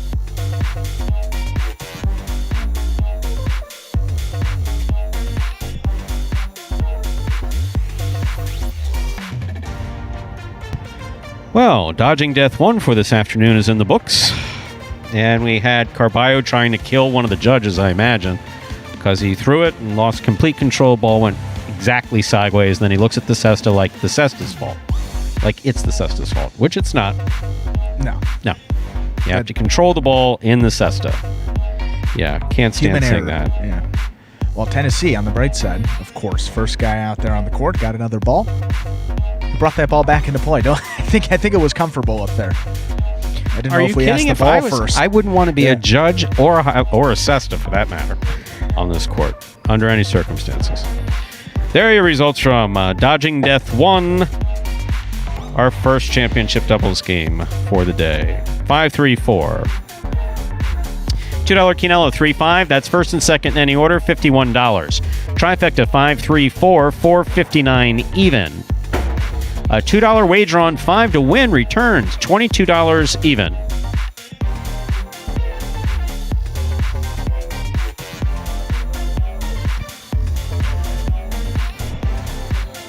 Up next, ladies and gentlemen, game number 6, a spectacular 7 singles match. Played at 7 points. Points double after the first round of play. There are no scratches in game 6. There's no scratches in this afternoon's performance. Post time for Game 6 is now just 7 minutes away. Good luck.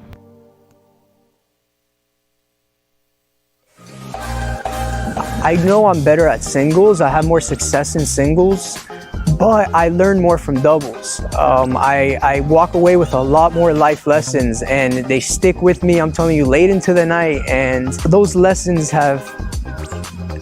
they've stuck with me. Doubles it's kind of like,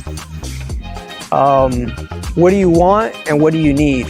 Playing doubles, you're definitely having to trust on each other. You're trying to rely on each other, and it's just a lot like a marriage. It's compromise. It's days where you're like, wow, this person's crazy, but maybe you can't express that. You can't tell them that. You got to tell them, hey, I'm with you. I'm going to stick by you. You know, I got your back. You know, no worries. Even though maybe in your head you're like, what was this person thinking? You know, like they say, as iron sharpens iron, so friend sharpens friend. And that's what you find in doubles. You find that, you know, you and your partner, you make each other better. And it's hard, but you walk out a better person. Imagine the perfect mixture of athletics, spectacle, and speed. Jai-Alai. Let's design a Conan O'Brien or Conan superhero. Sure. Oven mitts. Maybe there's some steam coming off the mitts because I took a focaccia out of the oven. Oh, a Jai-Alai glove in the other one. That'd be great. Have you ever played Jai-Alai? Actually lacrosse, but it's Jai-Alai for white people. I'm Johnny Nacho. This is Steve-O. This is Jai-Alai. Jai-Alai is like handball, only you fling the ball and catch the ball with this basket thing. It's more complicated than that. And dangerous.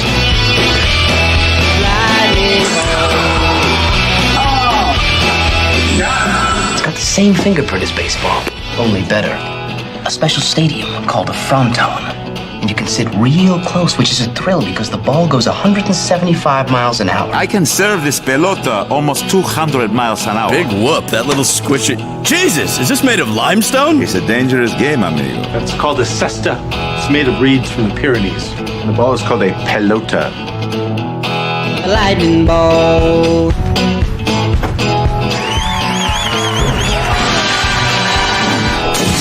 Oh, good God. And you saw that pop culture video in addition to that Diaz profile, and yes, it is the best one there. Got to think of a new segment. I think we can just get philosophical questions. You can forward them to the Jai-Alai channel. We can just put Diaz out there, and we'll hand them to him, and we'll just have him run. I mean, that profile just shows you the type of guy he is. Big thinker.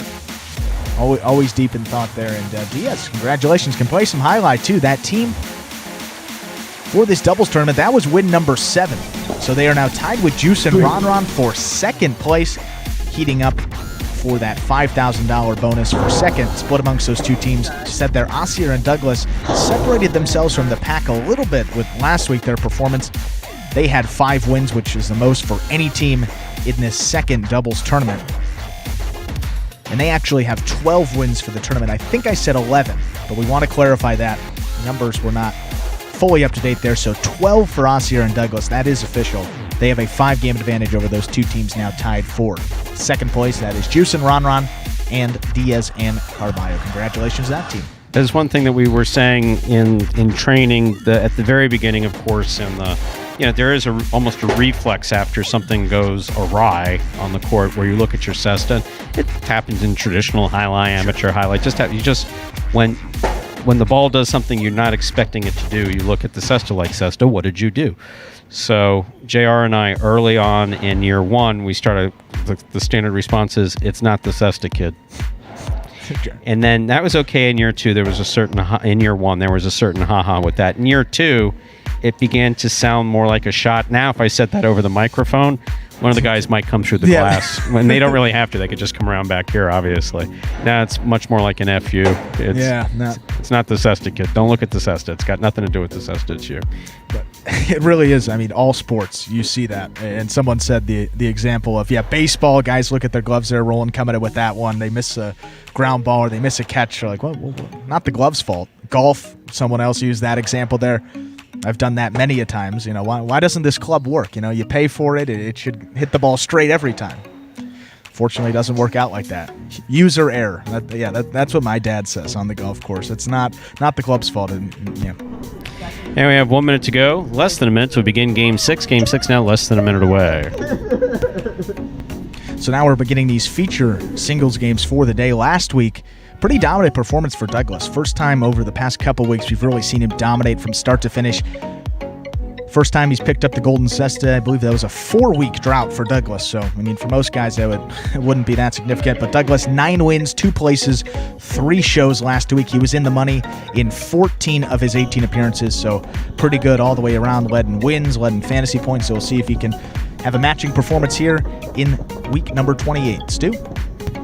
Time to begin our sixth game. It's a spectacular 7 singles match, played to 7 points. Points doubled after the first round of play. Serving in the red shirt of post 1, Ron. Receiving in the blue of post 2, Bueno. Here's the serve. Game 6 is underway. Low and hard by Ron. Tipped by Bueno at the 9 line, point 1. On the court, ready to receive. White shirt at post 3, Douglas.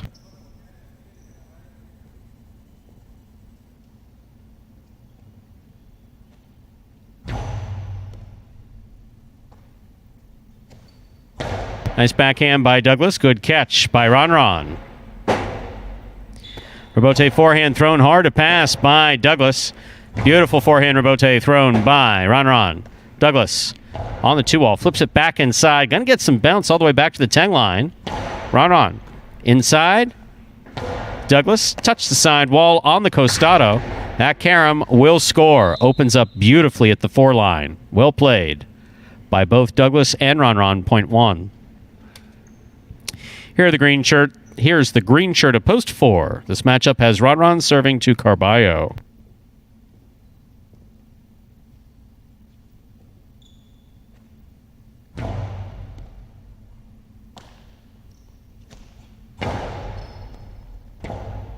Rebote left side by Ron.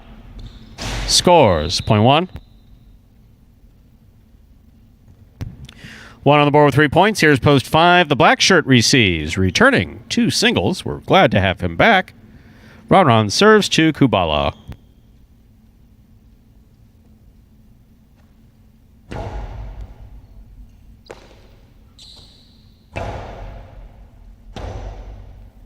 Rebote forehand by Ron. Kubala going for a scoop. Missed it. Point 1.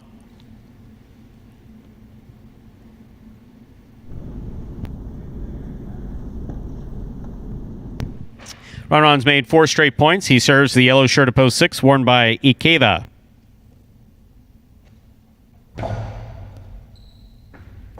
Ikeda on the forehand behind the 13 line. Rebote forehand by Ron. Backhand by Ikeda. Rebote forehand by Ron. Ikeda makes the catch.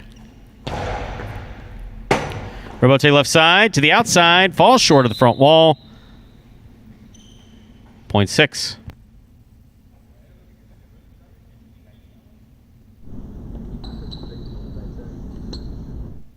In this matchup, Ikeda serves to the pink shirt of post 7, worn by Bragley.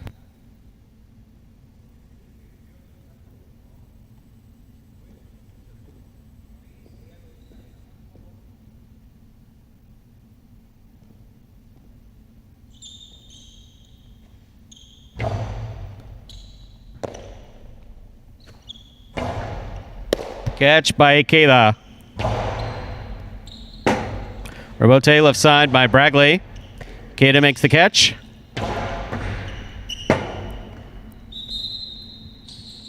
Point 6. Here now to complete the first round and receive, wearing the purple shirt of post 8, Anderluck.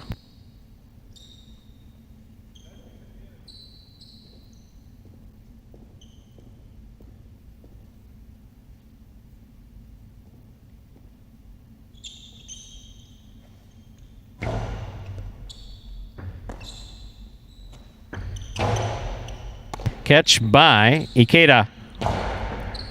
Catch by Anderluck. Picada by Anderluck. Big bounce. At the side wall. That's a great pickup by Ikeda. Catch by Anderluck on the left side. He goes deep. Rebote forehand by Ikeda. Catch by Anderluck.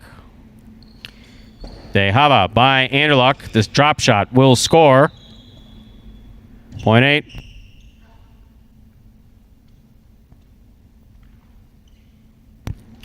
That completes the first round of play. All matchups are worth 2 points now through the end of the game. First to return in the blue post 2, Bueno.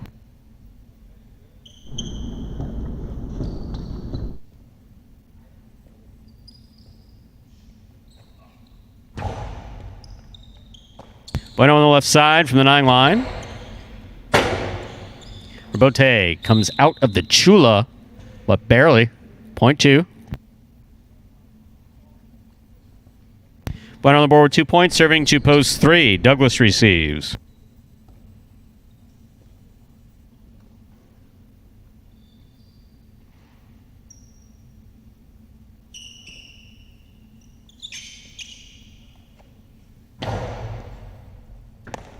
Excellent catch by Douglas. Off of a serve by Bueno.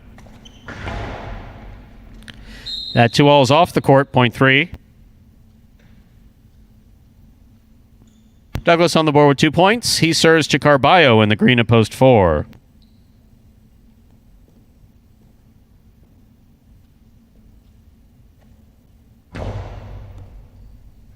Excellent serve by Douglas. That's a good catch by Carballo. Nice return. Robote fired from the 5 line. Robote diving save. It's a 2-all. Douglas reads it, stops it, returns it hard for the win. Point 3. 3 on the board with 4 points. That'll bring to the court the black shirt at post 5. Returning, we have Kubala.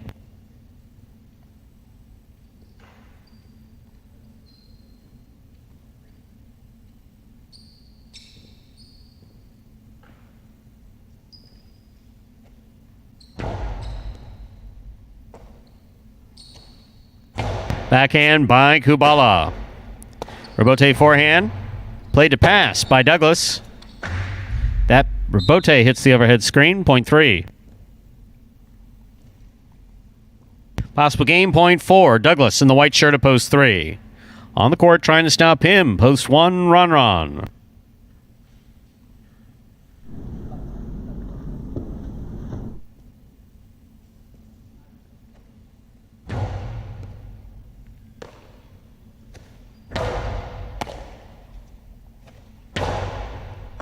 Excellent catch by Ron. Catch by Ron again. What a pickup by Douglas. That was a spectacular catch. That was an equally nice scoop. This Robote coming all the way out.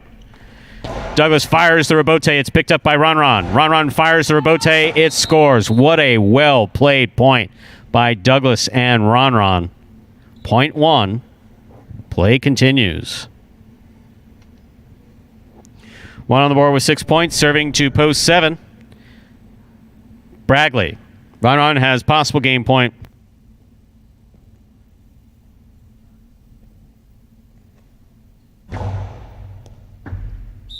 Over serve. Ball must land between the 4 and 7 line. That went past the 7, or at least touched the 7. This point goes to the 7. Bragley's on the board with 2 points, serving to post 6. Ikeda, play continues.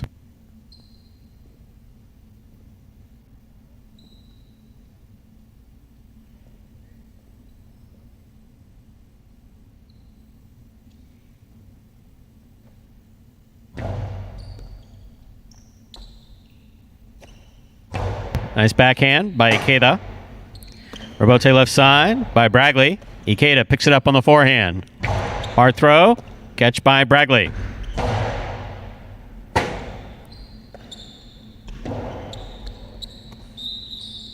Point 6.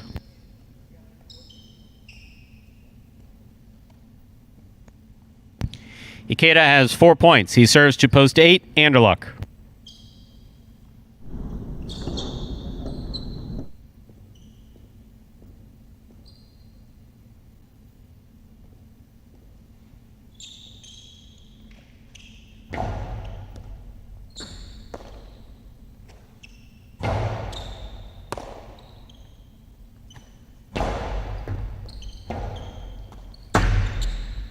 At 2-alls, out of play, point 6.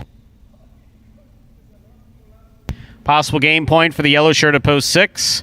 Ikeda trying to stop him. Post 2, Bueno.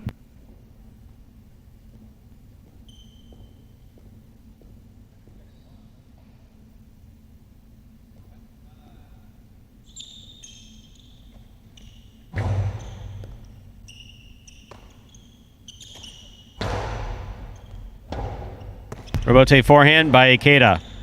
Catch by Bueno.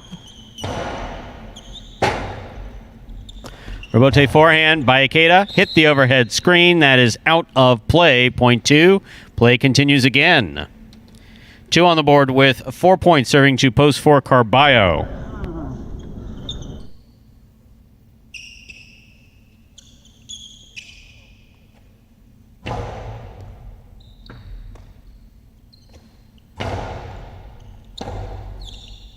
Robote, 2-all. Stopped by Carballo. Carballo blasts the costado to the inside. Robote by Bueno. Great effort. Good Robote. Carballo's there. Bueno again. Point 4. 4 on the board with 2 points. Here's post 5. Returning to the court, we have Kubala.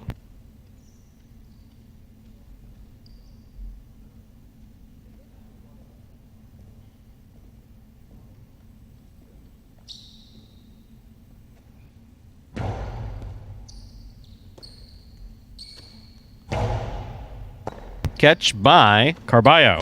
Strong backhand. Robote forehand. Falls short. Point 4. Carballo will serve. The returning 3-post. Douglas. He takes the court with possible game point.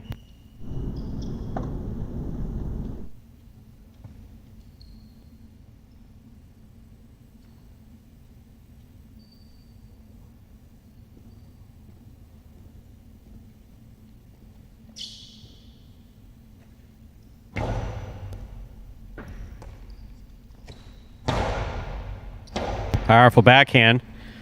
Carballo makes a save on the Robote. Here's Douglas.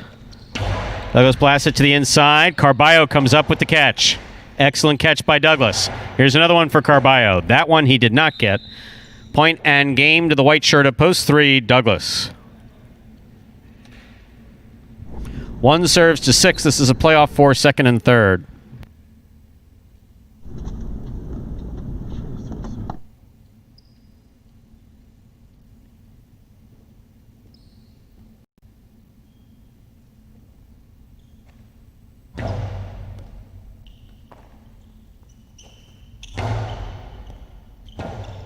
Robote left side by Ron.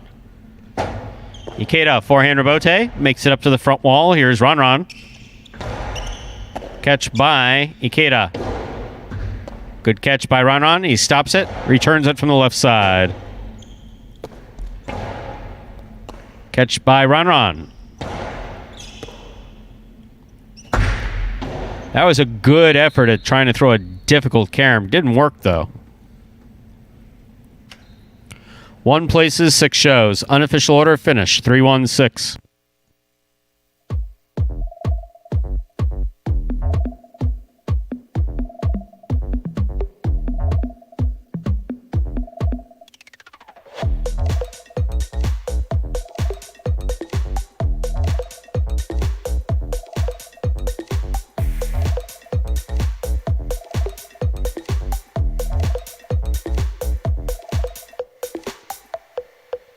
Results from Game 6 are official. Coming in first, post 3, Douglas. Taking second, post 1, Ron.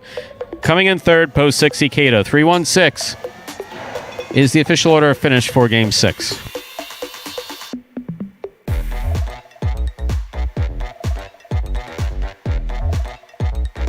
The early pick 3, 3-5-3, all 3 numbers returning 228.80.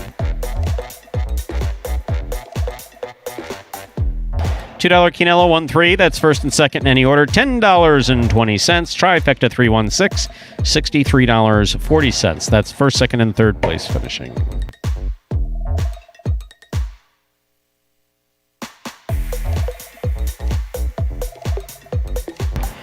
Up next, ladies and gentlemen, is game number 7. It's a spectacular 7 doubles match. Played to 7 points. Points double after the first round of play. Part of the doubles championship series here at Magic City Jai-Alai. Or as you saw earlier, Dodging Death 2. We need some dramatic music to go with that. What is it with the is it this no the squirrel that turns its head, that GIF or meme or whatever? The GIF. Dun, dun. No, dun, dun, dun is too dramatic. But when you go high on the last note, dun dun dun, that's better for highlight. I like think. that. Yeah.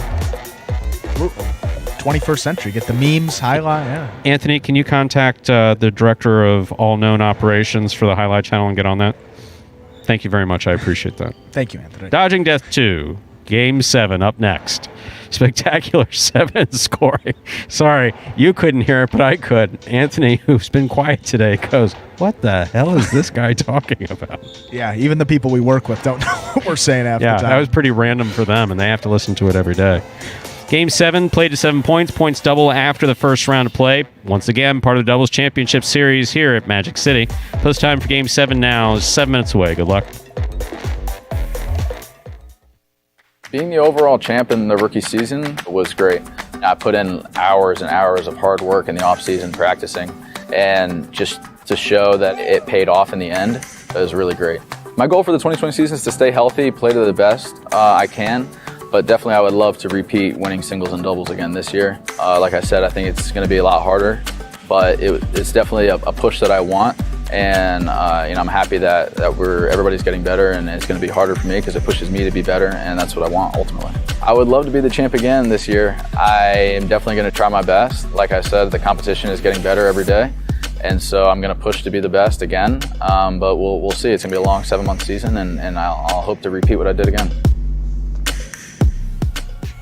And folks, for Douglas there, getting his first win, week number 28 in his first appearance. That gives him 166 wins for the year. Just a pretty incredible figure there. 23 game advantage over second place, so it looks like he's well on his way to back-to-back singles titles. We only have 3 weeks left here in this season, probably about 30 or 40 games to go for Douglas, so going to be pretty tough for Ron to overcome that deficit. Just another great season for him. I mean, the numbers across the board for Douglas here are just extraordinary. That win percentage is back up over 37%. He's winning about 2 out of every 5. That would be 40%, 2 out of 5 there. So just under that, he's actually winning games. His place percentage is nearly 20% in the money. Total on the year is about 2/3 of the time, 66%. He is coming in the money. So 2 out of every 3 can guarantee he's in that top 3, and just incredible numbers for an incredible talent, incredible young talent in the sport of Jai-Alai.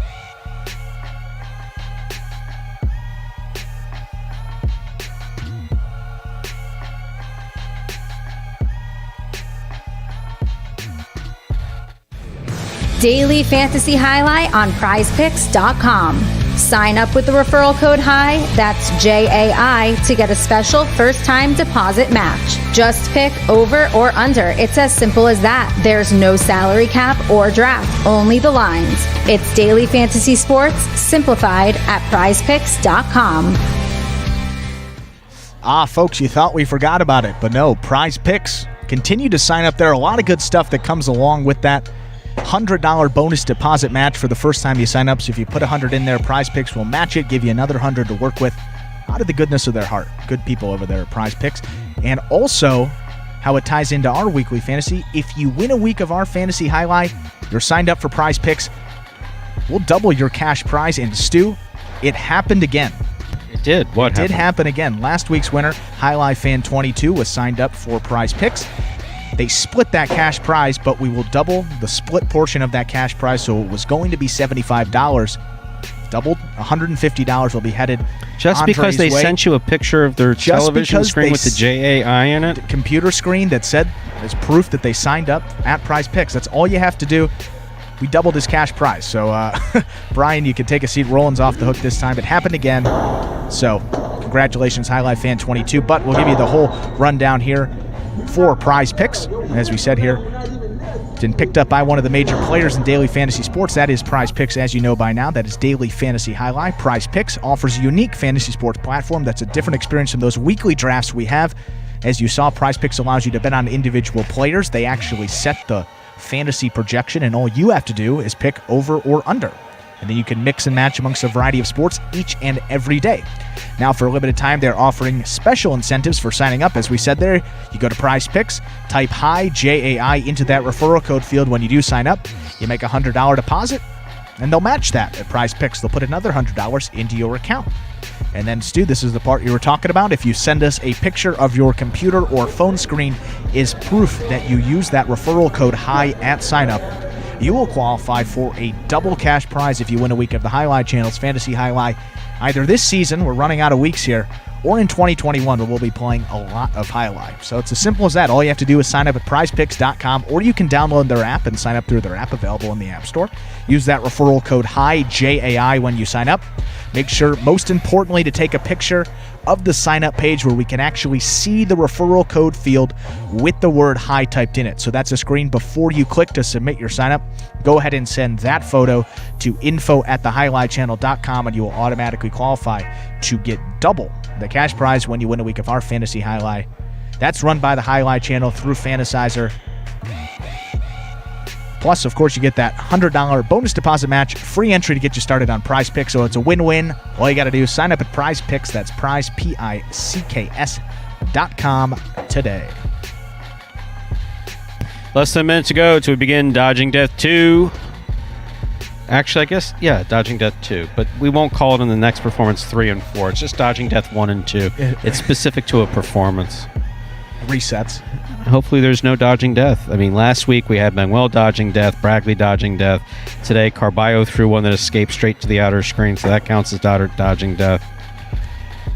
Question here from Josh. Other pictures of empanadas. I'd really like to see how they vary across the United States. And Josh, for me, no, I have no desires of seeing any pictures of anything. No, thank you. Nothing. With all due respect, I'm sure you take lovely pictures, but... I'll tell you what, I did have an empanada the other day from a bake shop in Wynwood. Not nearly as good as the ones they have here. I'm not paid to say that. I will tell you, these are still the best ones I've ever had. Dude, you're at Magic City. The Latin food here and in the multi-block radius is the best Latin food anywhere, period. Can't argue with that. Game 7, Dodging Death 2. We're ready to begin our 7th game. It's a spectacular 7. Doubles match. Play to 7 points. Points double after the first round of play. Serving. Red shirt up post 1. Cool Fitness and Ikeda. Receiving in the blue post 2. Bueno and Tennessee. Cool Fitness serves.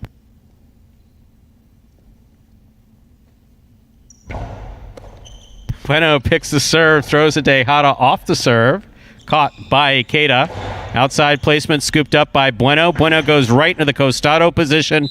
Throws the 2-all to score. That's the best combination he's thrown in a long time. That was well thrown by Bueno. Point goes to the 2. Here are the white shirts of post 3, El Barba and Kubala.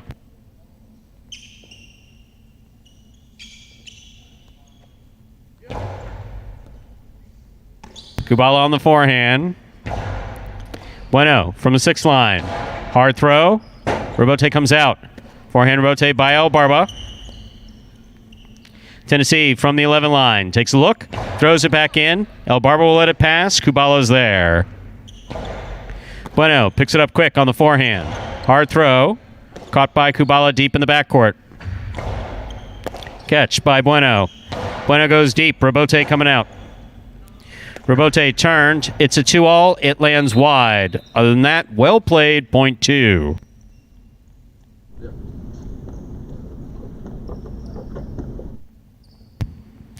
Green shirts, post 4. Juice and Run receive.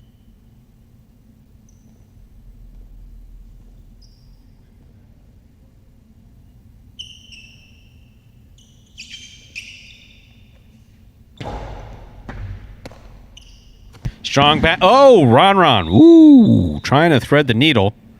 That got away from him and hit the pad. Point 2.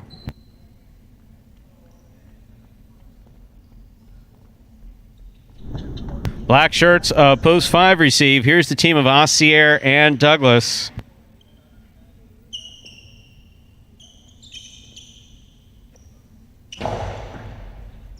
Douglas on the left side. Powerful backhand. Robote comes to Bueno. Bueno turns the forehand Robote. Douglas takes it in the air. Tennessee from the 11 line. Douglas maneuvers around Tennessee to make that catch. Here's Tennessee on the backhand. Douglas on the forehand. At the 10 line. Picada, big bounce, goes over Bueno's head. Bounces out to the Robote. Bueno turns the Robote into the rail just above the pad.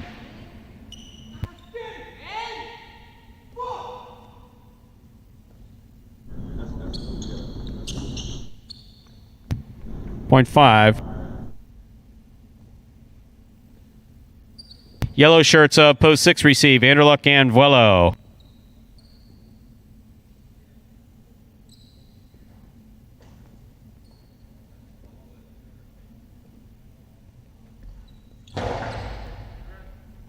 Vuelo on the forehand. Hard carom. Split placement. Stopped by Douglas. Douglas, powerful forehand. Caught a nice catch by Vuelo. Vuelo, nice backhand. Powerful backhand. 0.5.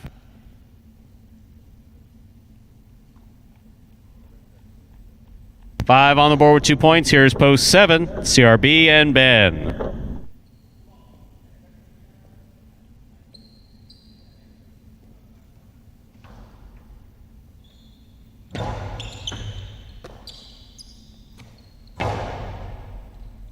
Excellent catch by Douglas off a hop behind the 13 line. Ben makes the catch. Ben throws a carom. Asier makes the catch.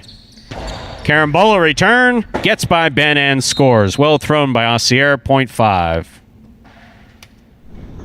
5 on the board with 3 points. Here's post 8. Jedden and Bragley. This will complete the first round of play.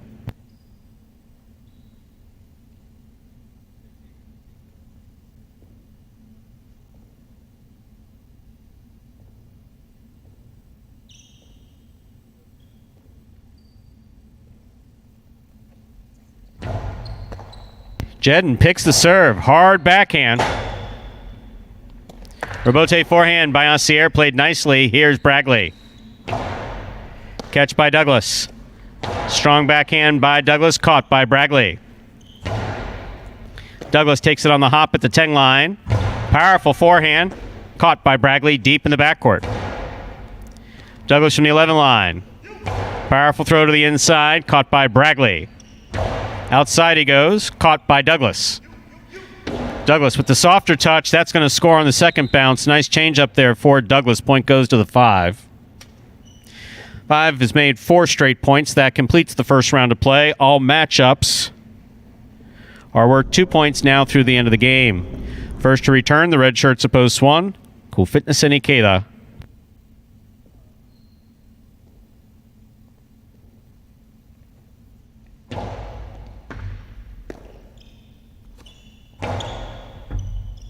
Excellent catch by Douglas behind the 13 line. Powerful backhand passes Ikeda. Cool Fitness saved the rebote. Douglas from the 8 line. Rifles the carom. It scores. 0.5. Straight points to a possible game point for the black shirts of post 5, Asier and Douglas. Trying to stop them, post 3, El Barba and Kubala.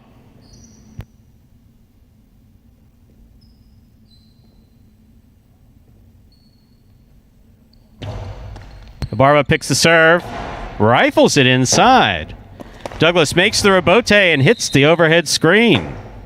Excellent play by El Barba. 0.3, play continues. 3 serves, post 4. Juice and Ron.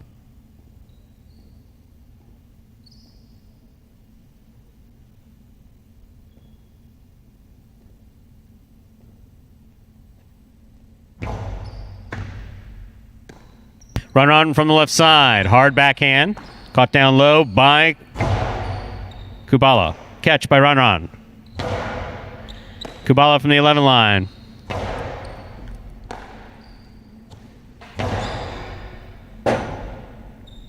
Rebote save by El Barba. Catch by Ron.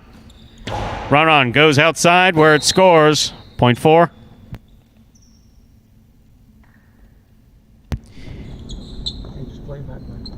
In this matchup, Juice serves to the blue of post 2, Bueno in Tennessee.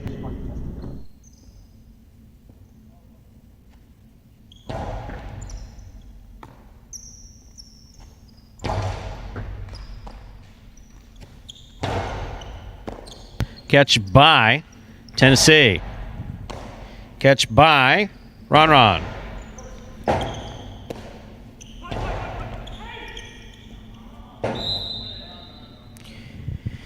Interference ruled. The point will be replayed.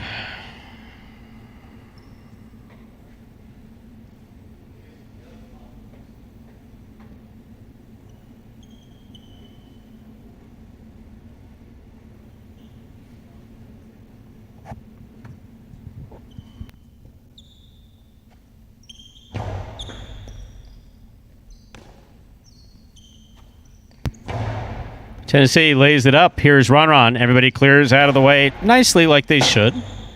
Rebote by Bueno. Nice throw to the inside. Ron. Great positioning. Stops it on the left side. Ball tipped by Tennessee at the 11 line. Point 4. 4 on the board with 4 points. Here's post 6. Anderluck and Vuelo receive.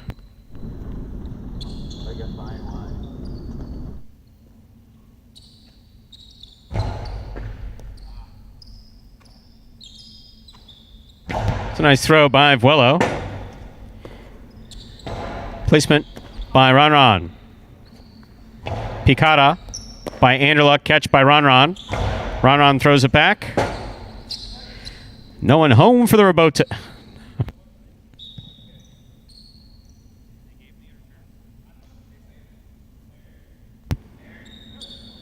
Interference was ruled. The point will be replay.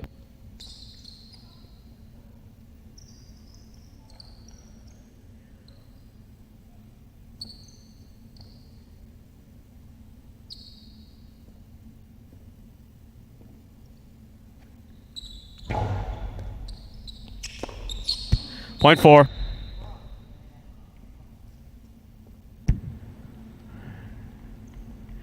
Possible game point. Green shirts at post 4. Juice and Ron trying to stop them. Post 7. CRB and Ben.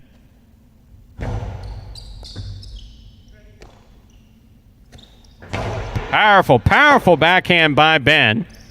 Juice for the Rebote to the outside. It goes where it scores. Point and game, ladies and gentlemen of the green shirts at post 4. Juice and Ron. No playoff here. 5 places, 2 shows.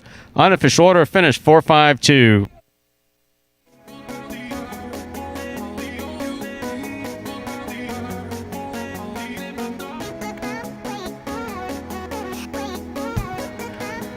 Results from Game 7 are official. Coming in first, post 4, Juice and Ron. Taking second, post 5, Aussier and Douglas. Coming in third, post 2, Bueno and Tennessee. 4-5-2 is the official result for Game 7. We'll have your prices up in just a moment.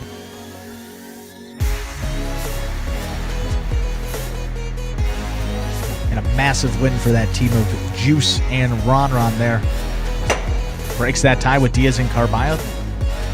They have 8 wins now for the second tournament. Still 4 games behind Aussier and Douglas, who are leading the pack, but got a couple of weeks remaining here. Only 4 games, countless opportunities to go. Huge win for that team. Puts them right in the bonus money here, but we got 2 more to go here today. Plenty more for the week. The second doubles tournament, though, winding down, so every game getting a little more important as you see these guys starting to get a little more competitive. You see that out on the court and back here as well, Stu. Yes. Bueno certainly was upset. Demonstrably so, I believe, is the way one would put it. $2 Quinella 4-5. That's first and second in any order. $22 even. Trifecta 4-5-2. That's first, second, and third place finishing. $221.60.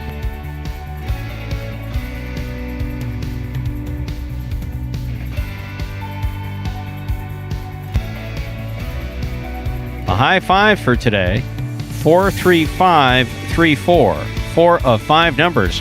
Returning $134.20. Carryover jackpot $582.40. We have 2 games left in this afternoon's performance, ladies and gentlemen. Games 8 and 9. Game 8, a spectacular 7 singles match. Play to 7 points. Points double after the first round of play. There are no scratches in Game 8 or 9. Game 8 is a Spec 7 game. Game 9, a Spec 9 game. Post time for our 8th game. Now just 6 minutes away. Good luck.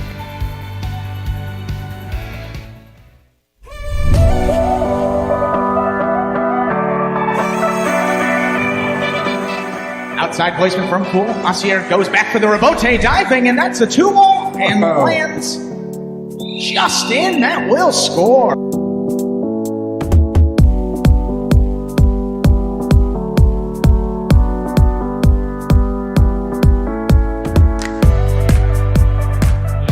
Line. Outside placement stopped by Willow. Willow plays it back.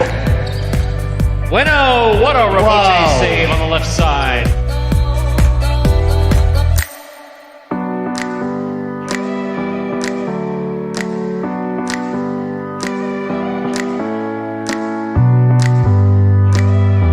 Karam stopped on the forehand of Jin. What a beautiful Robote. Jin on the run, 2 bounces, scores.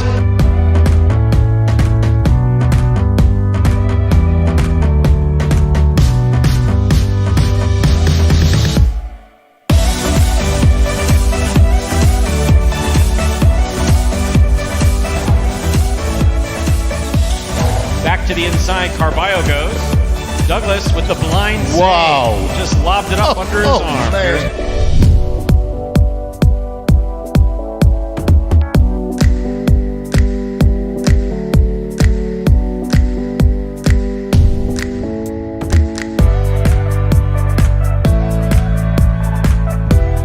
Robote thrown beautifully. Antelope gets out of the way. Robote's back up.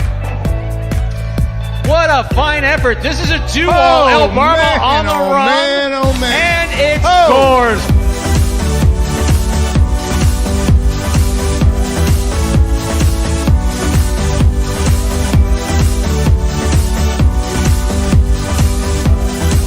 Carballo picks the serve. Here's the reverse. That is a diving save by CRB.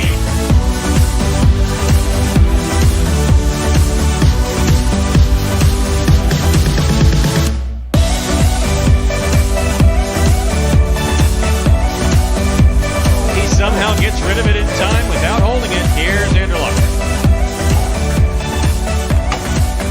Carballo diving save. What a fantastic Robote thrown by Carballo.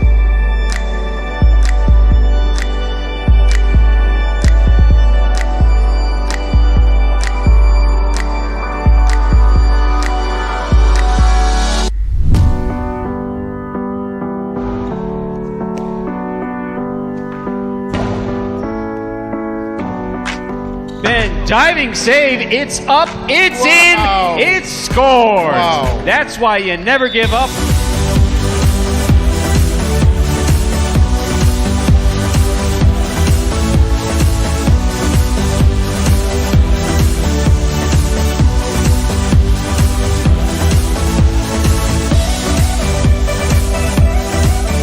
Big left side, takes an interesting hop, goes to the outside. There's Douglas.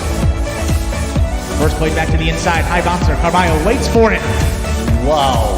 Unbelievable Robote save.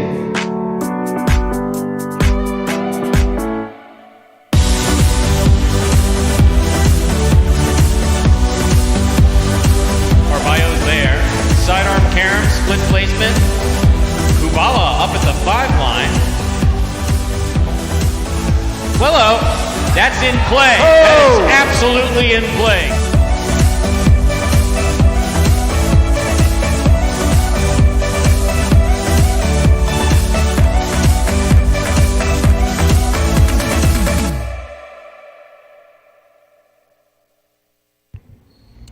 And folks, there were the top 10 Robotes from last season here at Magic City Jai-Alai. It takes us now to less than a minute till we get into game number 8, final spectacular 7 singles game of this performance. We'll be back here at 4 p.m. for a fresh 9-game slate, 2 doubles games coming in games 5 and 7. Then certainly in those earlier games, you got that race for 3rd place between Ben, El Barba, and Bueno, so something to look forward to in those early games, plus that doubles action, and then we get to those feature singles games, which game 6, Stu, was a pretty good one. Saw a lot of great play, and then Douglas ended up taking it a couple times through the rotation, though. So we'll see if we get a similar outcome here in this 8th one. That is now 0 minutes away. Look at that trifecta pool as well. Up over $1,200. That's good to see. Time to play game 8, a spectacular 7 singles match. Play to 7 points. Points double after the first round of play. Serving in the red shirt at post 1 is Kubala. Receiving in the blue at post 2, Carballo.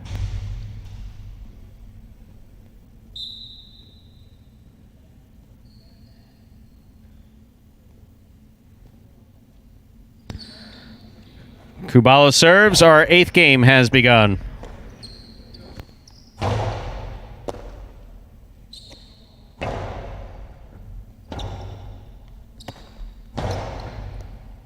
Catch by Kubala. He goes deep. Robote left side fired by Carballo. It scores. Point 2.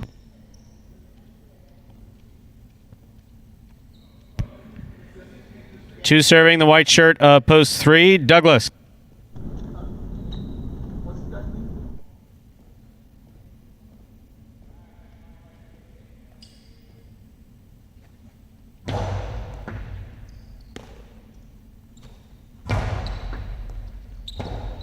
Robote left side to the outside, caught by Douglas. Carom by Douglas, scores. Point 3. In this matchup, Douglas will serve to the green shirt of post 4, worn by Ikeda.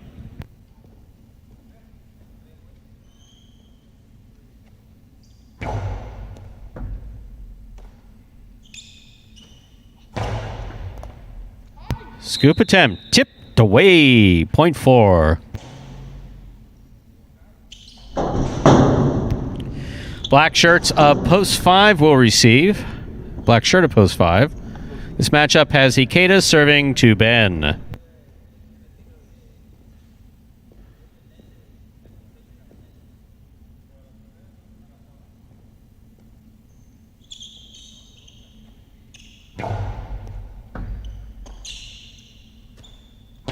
Powerful backhand by Ben. Catch by Ikeda. Catch by Ben. Ikeda over the top from the 10 line. Catch by Ben. Ben over the top from the 10 line to the outside. Ikeda with a hop makes the catch. Low and hard on the return. Scooped up by Ben. Ikeda looks for the rebote. Plays it from the forehand. Ben missed the scoop. Point 4. Yellow shirt of post 6 receives. Here's Jedden.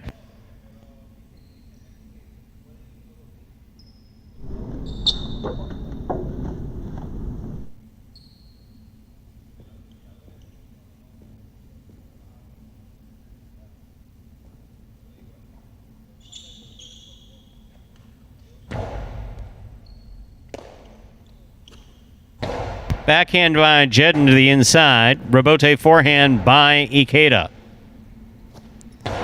Strong backhand by Jedden. Robote save by Ikeda. Catch by Jedden. Strong forehand play. Passes to the Robote. Cortada Robote caught by Jedden. Catch by Ikeda at the 8 line.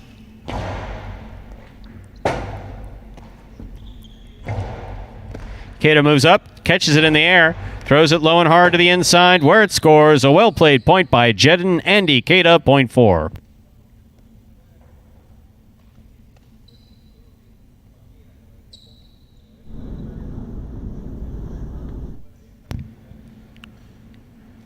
Pink shirt of post 7 receives. Anderluck.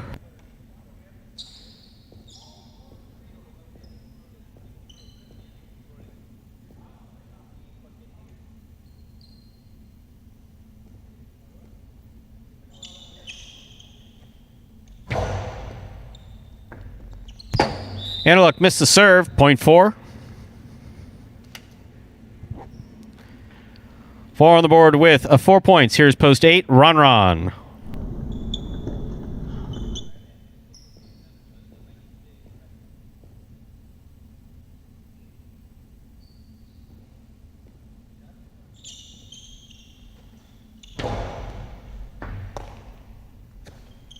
Backhand by Ron. Robote forehand by Ikeda. Ron makes the catch. Outside placement. Ikeda got to it. Returns it from the forehand. For the bounce. Caught by Ikeda. Ikeda throws it low and hard. Catch by Ikeda. Ron for the Robote. Outside placement of the forehand Robote is picture perfect. It doesn't get much nicer than that. Point 8.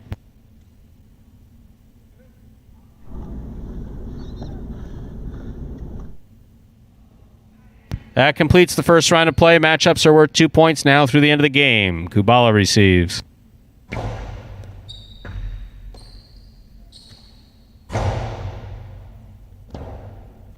Robote left side by Ron. Kubala got in a place to make the Robote, just missed it on the forehand, point 8.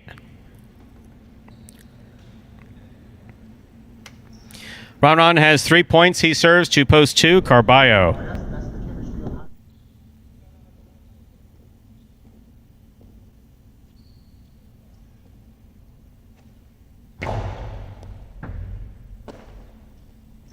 Strong forehand by Carballo. Catch by Ron. Powerful backhand by Ron. Chula scores. Point 8. It's tough to do here at Magic City. You got to find the Chula. Doesn't exist just everywhere on that back wall. Certain spots. Ron finds it. Possible game point for Ron. Douglas receives.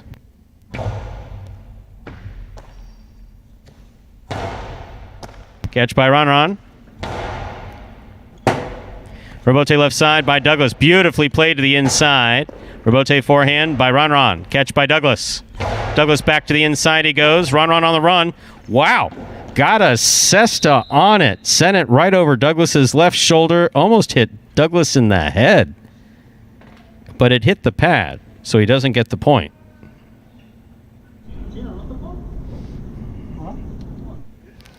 Here's post 5, Ben.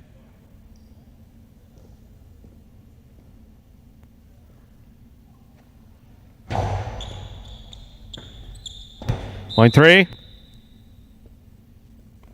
Possible game point for the white shirt at post 3. Douglas trying to stop him. Jedden.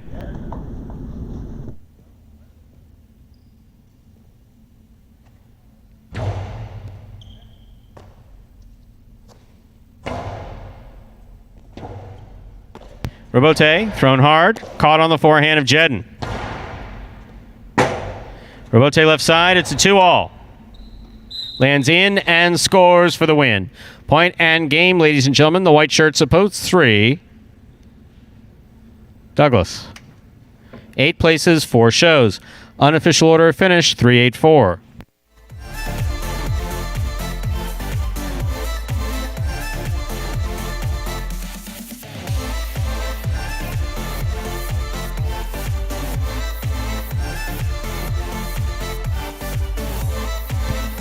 Results from our 8th game are now official. Coming in first, post 3, Douglas.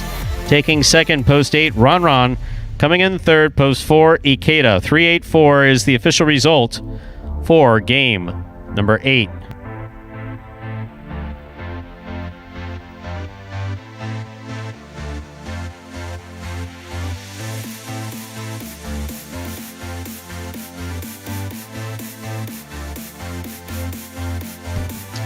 There are your prices. The Mighty Ocho, 374, 35, 343, 3 of 8 numbers, returning $2.30. $2 Quinella, 3-8, $8.40. Trifecta, 384, $91.60. $2 wager on 3 to win returns $5.60. Our 9th and final game is up next. It's a spectacular 9 Superfecta match. It's our only Superfecta wagering opportunity in today's performance. Play to 9 points. Points double after the first round of play. Post time for game 9. Now just 7 minutes away. Good luck.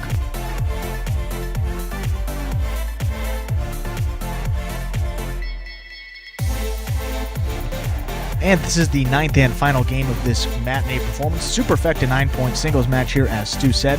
And we got this video here that will explain some of the subtle differences between those 7 and 9-point games.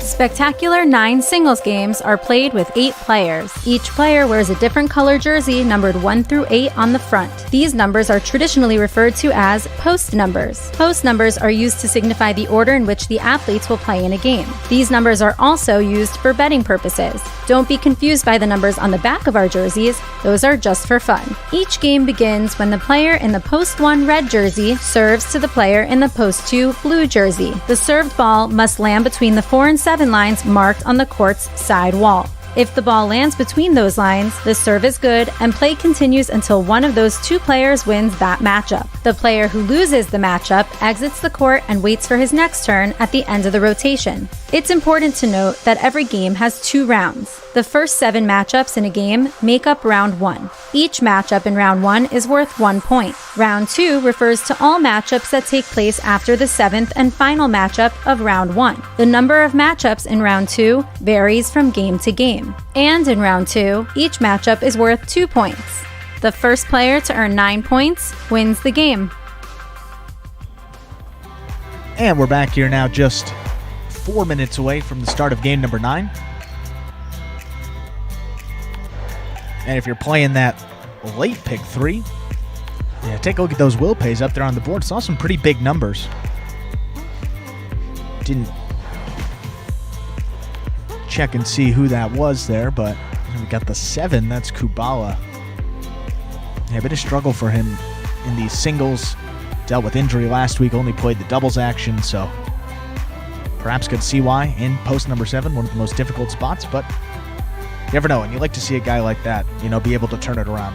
Kubala, because, always comes in, never hear a word from him, gives his all 110% of the time, and it's just tough in these late games now. You got the way that Douglas has been playing at the end of this season. Ron's been heating up. Ikeda started to play very well, and there's 5, 6, 7 guys that are really competitive. And I've actually heard a word or two from him. You have? Yes, I have. Also, can you share those words? Kubala, No. Kubala, one of the brightest guys on the roster. Sure. And he's a numbers guy, right? With he's very much a numbers guy. Or something yeah. He's very much a numbers guy. He's a musician. Talk about an odd couple. 3 guys decided to go on a cruise. This isn't a joke. 3 guys decided to go on a cruise in December. Who the Mike Diaz, El Barba, and Kubala. I mean, unbelievable. Yeah, what a trifecta that is on a cruise. And so occasionally they would put snippets from their trip up on Instagram. I'm looking at this one snippet of Kubala playing grand piano for the whole 100 or so people on the cruise.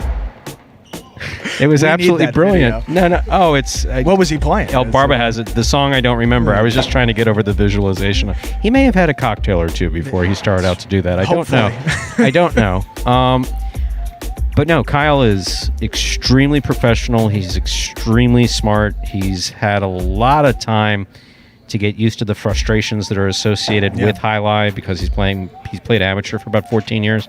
But when there's money on the line, it's a different type of frustration. No, absolutely. Starting to see it in this late part of the season, and it's only going to get, emotions are only going to run higher as we get into the end of November. But for the record, he's never gotten ugly. Oh, he's never gotten ugly.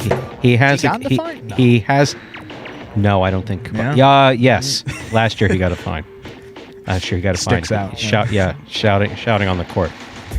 Shouting on the court or something like that. I forgot what it was. But no, he's absolutely got a terrific, on the whole, has a fantastic attitude, a really good work ethic. Just unfortunately right now he's just down on himself. He doesn't like how he's performing in singles, and he can't break out of the mental cloud that goes with that. The only thing that really helps is actually winning. Yeah, it's literally a win. Finding that win column, and I mean, we talked about the guys that are in these games, and pretty much all of them have stepped up here in the later part of the season, and it's tough. You got Carballo, Ikeda, just going down the line, Ben, Bueno, Anderluck, and then of course we haven't even gotten to Douglas and Ron, so.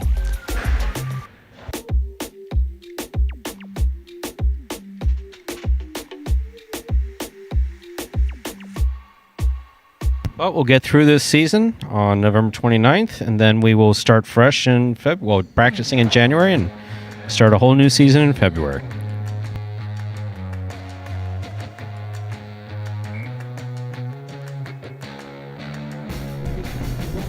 Time to begin Game 9, a spectacular 9 Superfecta match. This game is played to 9. That's 9 points, with all points doubling after the first round of play. Serving in the red shirt at post 1 is Carballo. Receiving in the blue at post 2, Ikeda.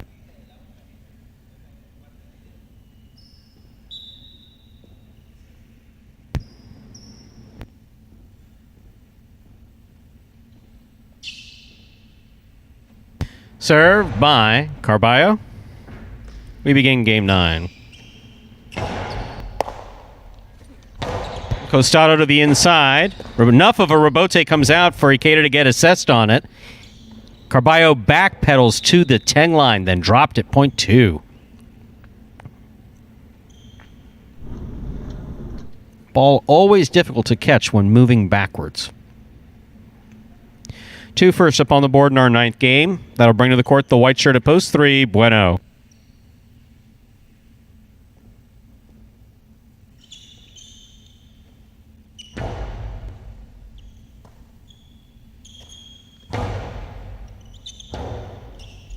Rebote forehand by Ikeda. Catch by Bueno. Hard throw by Bueno. Good scoop by Ikeda. Bueno on the backhand. Goes deep. Rebote forehand by Ikeda. Catch by Bueno. Ikeda makes a difficult rebote save. Bueno moves up on it at the 7 line. Throws a carom that lands in and scores point 3. Green shirt at post 4. Ben receives.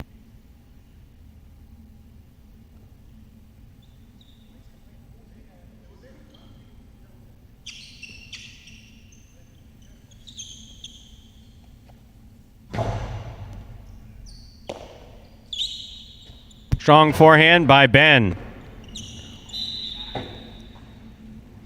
Point 4. Black shirt at post 5 receiving. In this matchup, we have Ben serving to Anderluck.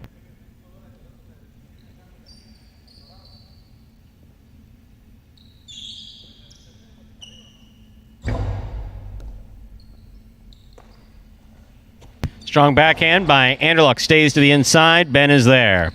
Ben goes deep. Rebote comes out to about the 6th line. Forehand rebote to the outside. Picked up in a great catch by Ben. Hard throw to the inside. Anderluck taking a stab at it. Missed it. Point 4. Yellow shirt at post 6 receives. Douglas.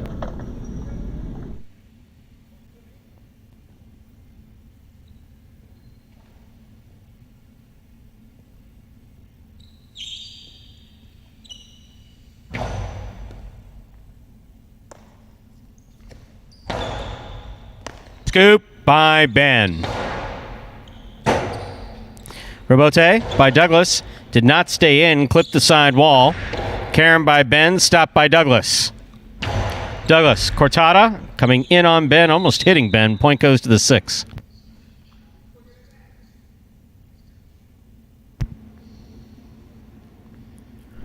That'll bring to the court the pink shirt at post 7. Here's Kubala.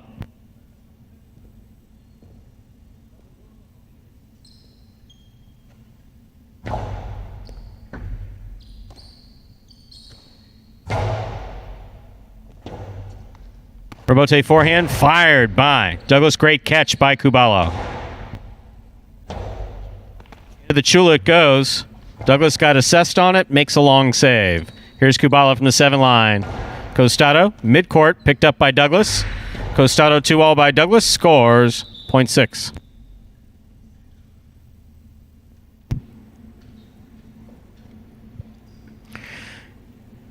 Now receiving, post 8, the purple shirt, Ron.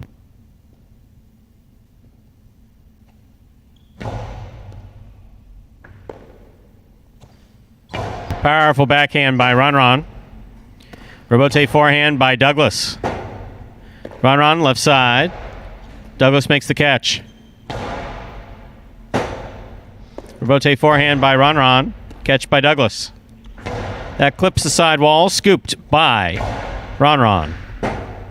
Rebote left side. This one goes to the inside. Ron takes it in the air. Douglas takes that in the air. Rebote forehand, swing and a miss at the 7 line. Point 6. Douglas has made 3 points as we complete the first round of play. All matchups are worth 2 points now through the end of the game. First to return in the second round, the red shirt of post 1, worn by Carballo.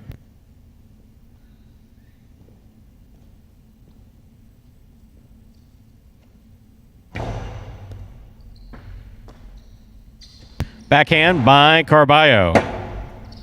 Rebote by Douglas. That one went right by Carballo on the forehand, point 6.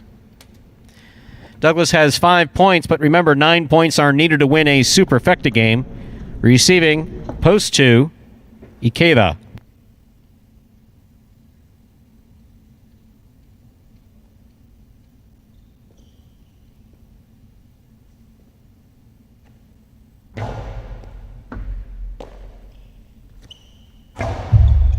Backhand to the overhead screen, point 6.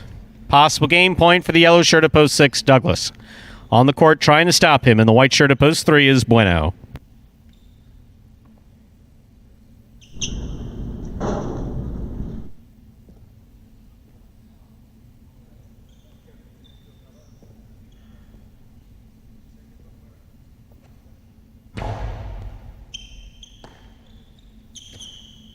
Powerful backhand by Bueno. Rebote to the inside. Will score for the win. Point and game, ladies and gentlemen. Yellow shirt at post 6. Douglas. 6 wins it, 4 places, 2 serves to 3. This is a playoff for 3rd and 4th place.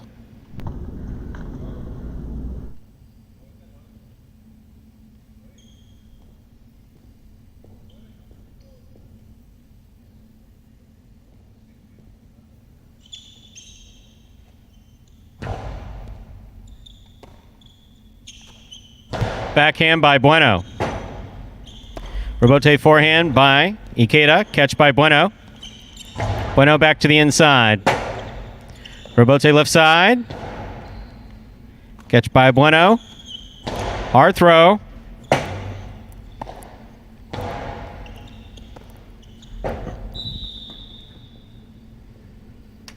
That's point in a 3rd place finish for post 2 Ikeda. Bueno takes quad. Unofficial order of finish, 6-4, 2-3.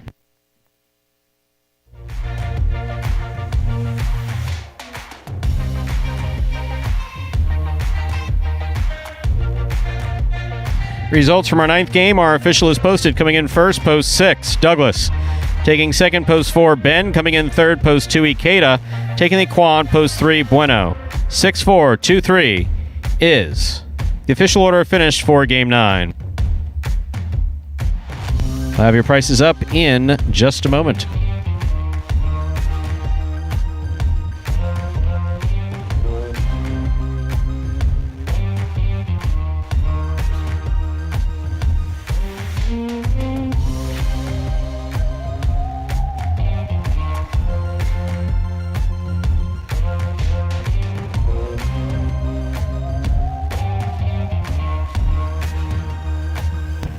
Prices from Game 9 are up there on the board.